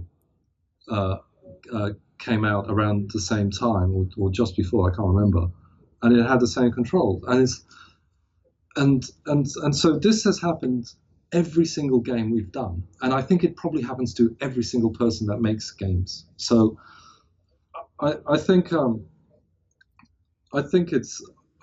cool. I think in a way it sort of goes like, well, we wanted our things to be more intimate. They want it to be more intimate. More intimate means more story. They want it to be more story. Like I think it comes from a similar place, which is how do we get you closer to the action, closer to the characters, and I think it's cool. I mean, that's gonna be a massive blockbuster game. We're gonna be a smaller game that's probably, more intimate about in terms of characterization about mental health and stuff like that. They'll be different enough that I think it's not we're not running for the hills quite yet. Yeah, for sure. It's interesting that several game developers out there are thinking like now is the time in the video game industry to get more intimate. Now we think we can pull this off. Yeah. And I wonder if it's an influence. I mean, drawing it directly to The Last of Us might be too easy of a line to draw, but do you think there's anything there? Yeah, but then, the other people were going, well, The Last of Us looks a lot like Enslaved, our game. And it's like, well, when we were doing Enslaved, everyone was going, well, Enslaved looks a lot like Uncharted. So it's like, well, and then when Uncharted was out, they were going, well, that looks a lot like Tomb Raider. Like, it's just endless. Games look like games. Yeah. So in the rapid fire interview, which again, thank you for doing. That was very stupid, and I appreciate you being a good sport. But in it, you said that the studio's working on 4 projects, and there's a lot of speculation about what that meant. There's a NeoGAF thread where a lot of people were like, "Well, they're going to be all mobile things." Can you rule out that you guys are working on any mobile games? Yeah, totally. Yeah, we're not touching mobile. Like, Why is that? no bargepole. It's honestly, it's a really bad place. Like show, really. Like the people that are making successful games on mobile are people that are spending hundreds of millions on marketing, on acquiring users, and then monetizing their users. You know, it's just a different space, and everyone else. Like, there's so many games coming out every single day, and you might as well just chuck them out the window. Like, there's not getting any traction. People aren't paying for stuff. It's just not a great place. Leo Franco on Twitter, I don't know exactly what this means, is asking, is their project that they're working on, other than Hellblade, Senua Studio? Oh, okay. So when we did our demo with Epic at GDC and at SIGGRAPH, where we showed our motion capture technology that we've been developing. Yeah. It got a lot of traction. So we won a real-time live award at SIGGRAPH, and that was awesome. That was up against a lot of big players like Pixar and ILM and stuff. And so we announced Senua Studio, which is like, it's not games related. It's more like, well, if somebody wants to do a concert, say, with a virtual character like Hakune Miike, but real time. Yeah. Or virtual production or stuff like that. We've got this tech now that we can do this stuff in. So we set up as a division that's just like, come to us for this stuff. So people have been getting in touch about, various things like either adverts or interviews with real-time characters and stuff like that, and we'll see where that goes. Like, it's not really my focus. Gotcha. So they come into the studio then to like record in your mocap space? Yeah, or we can ship, or we can,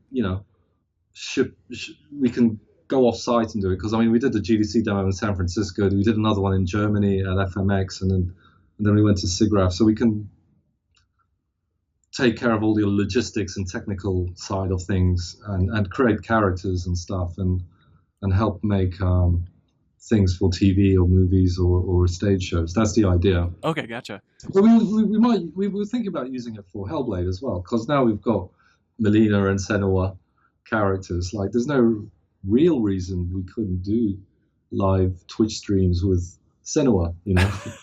That's. I don't want to tell you how to market your game around launch, but that sounds pretty good. Or just make her the next J-pop star. Can't be that hard. Yeah, totally. So is that a singing voice though? So just to be clear though, for Leo's question, is that one of the projects that you guys are working on? You consider that one of the 4? No, actually, no. Okay. No, that's just another thing. Like the other projects. They vary in size, and they're like exploring very different ideas. Like, they're not big projects like, DMC. Okay. So they're smaller projects of different sizes. Yeah, but not as small as mobile. Okay, cool.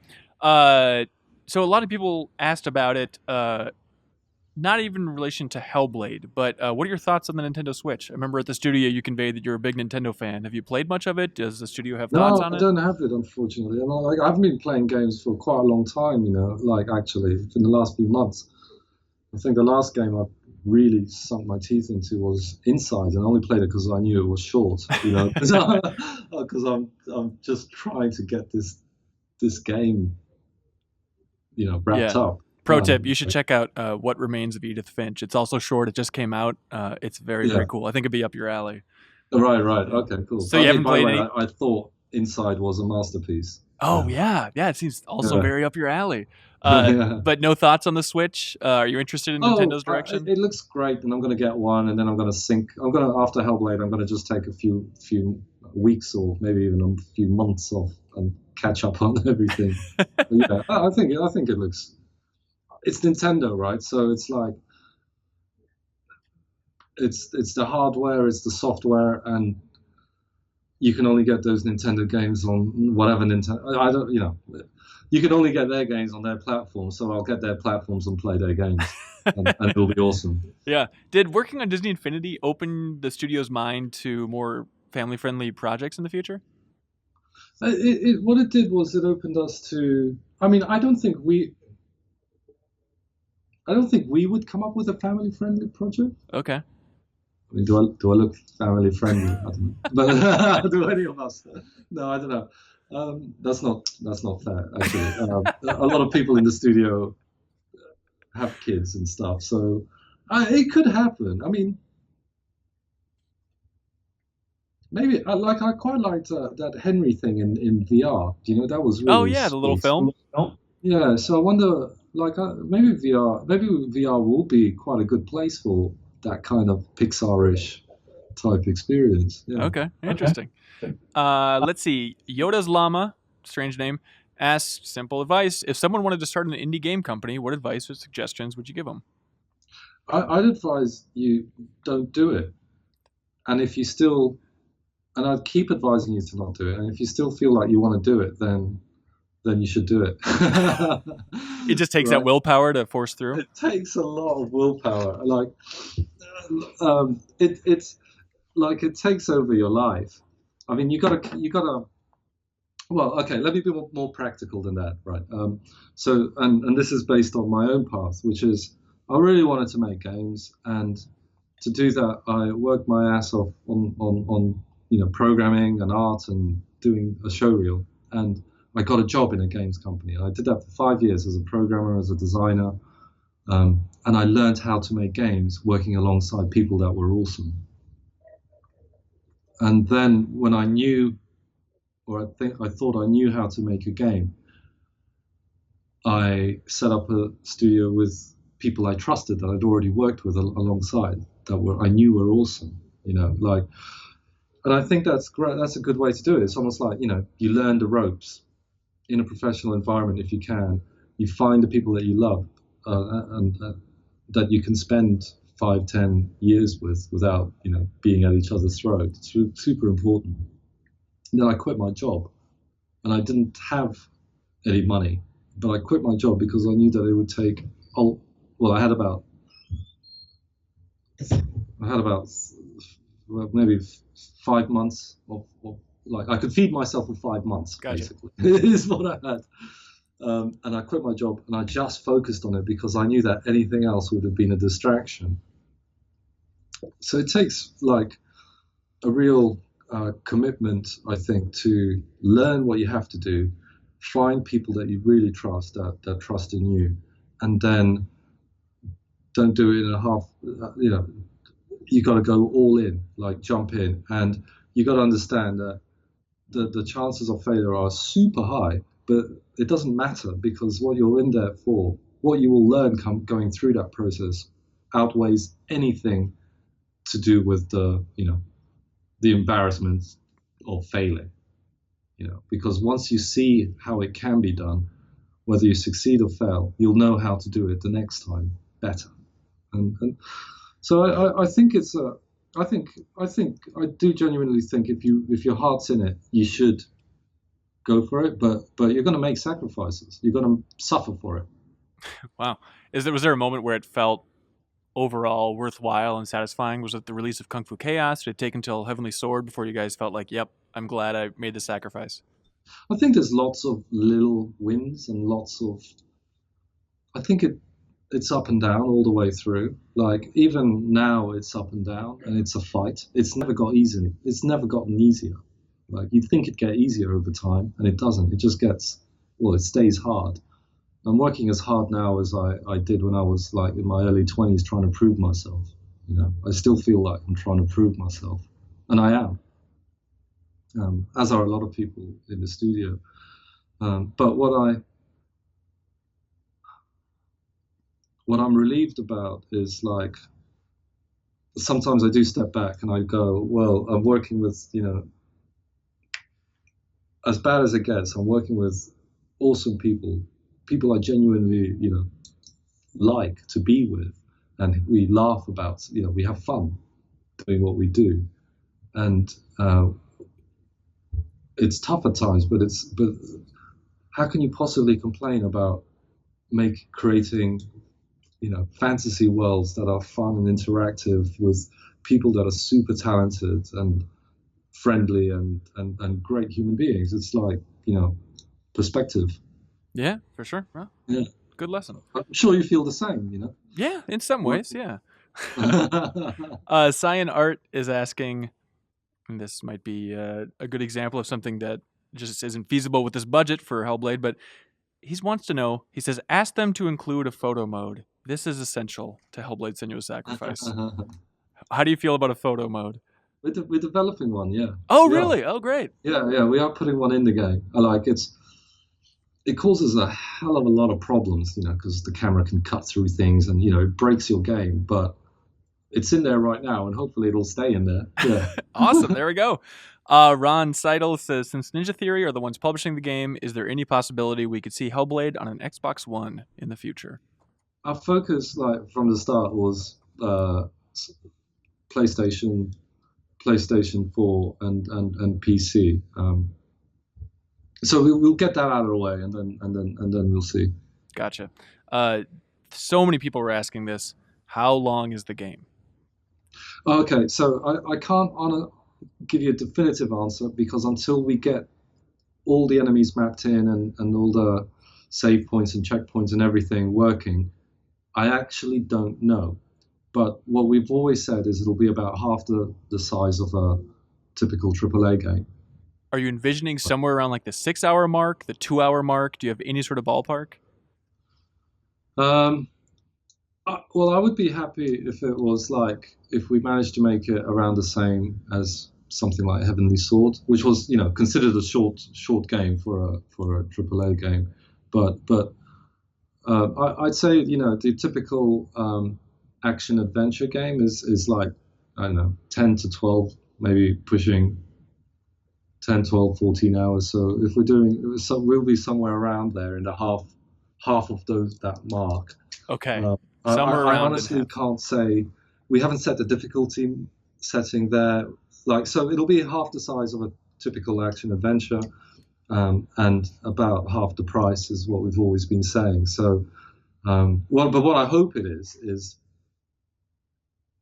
I hope it feels like there's no filler in it, right? That it feels like it's a good, worthwhile experience that will stay with you, and it doesn't feel like it's padded out. Because I think that's sort of one of the things I find frustrating about AAA games is this idea that you have to justify the price point, and so you end up, or you're encouraged to fill out the game with stuff that actually, if you wanted the pace you wanted it to be at, you probably wouldn't put it in there. I don't think we've fallen too much under that trap in the past. Hence, our games have traditionally been a bit shorter, maybe. But yeah. Yeah. I think like Inside, like you mentioned before, is a great example of just being tight, no filler, make it all meaningful and move on. And no one really complains about the length of Inside. It's just seen as, this is just a masterpiece. Yeah, totally. Also, a shocking amount of people are asking about New Game Plus. Do you have thoughts on New Game Plus for Hellblade? New Game Plus? Well, like DMC Definitive Edition or it something might be, like that. Yeah. We don't have any plans. I mean, but that doesn't mean that nothing will happen. I mean, with DMC, I sort of think that worked out pretty well in the sense that we didn't. Yeah, okay, we had a Virgil Bloody Palace DLC plan, but in terms of a special edition, we didn't plan anything up front. And then when the game was out, we listened to what people were saying, we listened to people's feedback, and we talked amongst ourselves about what we wish we could have gotten into the game, and then we came up with a definitive edition, and we put so much stuff in there that was so positive, and it was really well received. It sold really well, actually, as well. We probably won't leave Hellblade to die, but we don't have a plan for what we would do for it. Okay, interesting. Let's see. M. Hassan is wondering, how close to the game, how close to finishing the game is the team? We're at the point where we're pulling our hair out. but we haven't quite started stabbing ourselves in the eyeballs, right? So we're getting there. How do you know when you're done, when you're self-publishing this thing? Can't you just keep it in the oven for as long as you want? Oh, well, we're already late on the game, right? That's no secret, right? And so that's not good because being late means we're also over budget, which means we're not getting, and which also means we're not getting any money into the studio, right? So, like, we can't just keep going on forever. Like, we do have constraints. What we are doing though, what we are focusing on is getting to the end of the game, and polishing the last chunk of the game, which we are in the last chunk of the game, polishing and cramming as like hell. And then once that's done, we'll put it in front of a bunch of people, invite some people to play it, play test it, make sure that everything makes sense, crunch the hell out of that just to make sure that the experience is smooth and what we want it to be. And then we'll stick it in submission, and then Sony will tell us we'll have, whether we pass or not, and we'll probably bounce a couple of times. So there's still a bit of a road, but Yeah. it's not this endless vague thing. It's we know what we have to do to get it done. And Gotcha. we're working really hard. And Emisan is also wondering, is there a genre that you guys have always wanted to sink your teeth into? I'd love to do. I think I'd love to do horror. Like, Oh, yeah, like I think I'd really like to do something really, really scary. I mean, Hellblade certainly has like its disturbing elements, but you're going for just straight classic horror. Right. But it might be too much to go from this, which does have some elements, as Ben said. There's some elements that actually feel quite a bit like a horror game. To another horror game, it might be a bit too much. So I might need a break and do something totally absurd. Turn yourself into a family-friendly kind of guy, and then go back into the dark horror. I'd imagine it seems like you guys are interested in VR. You had a little demo, so we could see Senua in VR. And imagine horror and VR go together so well. That would be an avenue you'd be interested in. Yeah. But it's almost too easy in VR, like horror. Like, it's almost too easy. Like, I really admire like Alex Garland, like Ex Machina. There's this sort of area of horror which is less about jump scares and more about suspense and like growing suspense and realization and paranoia. Like that's just kind of what Kubrick does. Yeah. And I think a story-driven horror, like a horror thing in VR, story-driven with characters, with that kind of sensibility would feel quite different to the horror you get, right? Which is chainsaws and guts and stuff like that. Yeah. More Silent Hill, more that kind of vibe. I'd love to do. Oh, man. A lot of fans are excited to hear that you like Silent Hill, that you're interested in making something in that vein. Just make the sequel to PT. It's easy. PT was awesome. It was so good. Yeah, it's a shame. Shame about that one. And Gaybach wants to know rough release date.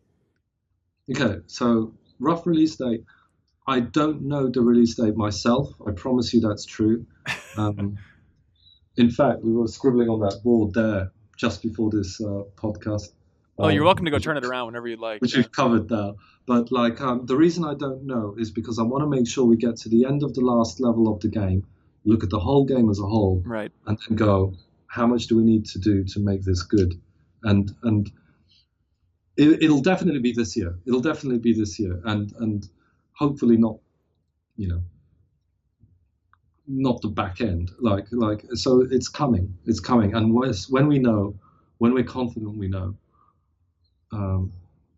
we'll announce it. I'd imagine you guys feel pressure to not be thrown into the mix of the big holiday releases. Is that a big discussion? Yeah, so that can be dangerous for a game like ours, which is a smaller game. We don't have a massive marketing budget, so we just have to make sure we're not coming out at the same time as Halo or whatever. Right. The natural competition to Hellblade, Halo. Yeah. Even if it isn't, it's like all the attention goes on a certain game for that week or month, and and you're just lost in there. So yeah, we've got to be careful when we release it. It's hard to say. I was hoping we could announce something soon, very soon, but even recently. But just want to make sure we don't announce a date and then screw it up. Sure. Yeah, totally understandable. Well, hey, that's it for questions. But is there anything else you wanted to say? Anything else to get off your chest? No, I think I'm just grateful to you guys for your coverage. Because like you guys are massive in terms of readership, and you could have picked any one of the upcoming big AAA games, and to pick out of the blue, to our surprise, a game like ours. Like I think it shows a real I don't know, love for responsibility, or finding the rough in the diamond, or the diamond in the rough, rather. The old rough in the diamond. It's really appreciated. Yeah, well, I hope you realize you have an interesting story. This game definitely has an interesting story around the development, and so yeah, it's our pleasure to share it, man. Yeah. Cool. Okay, great, thanks. Yeah, well, hey, thanks for Skyping in and answering the fan questions. I'm sure they all appreciate it. And thank you so much for watching or listening to this episode of the Game Informer Show. Be sure to tune in next Thursday, and we'll have a new episode waiting for you. Bye, everybody.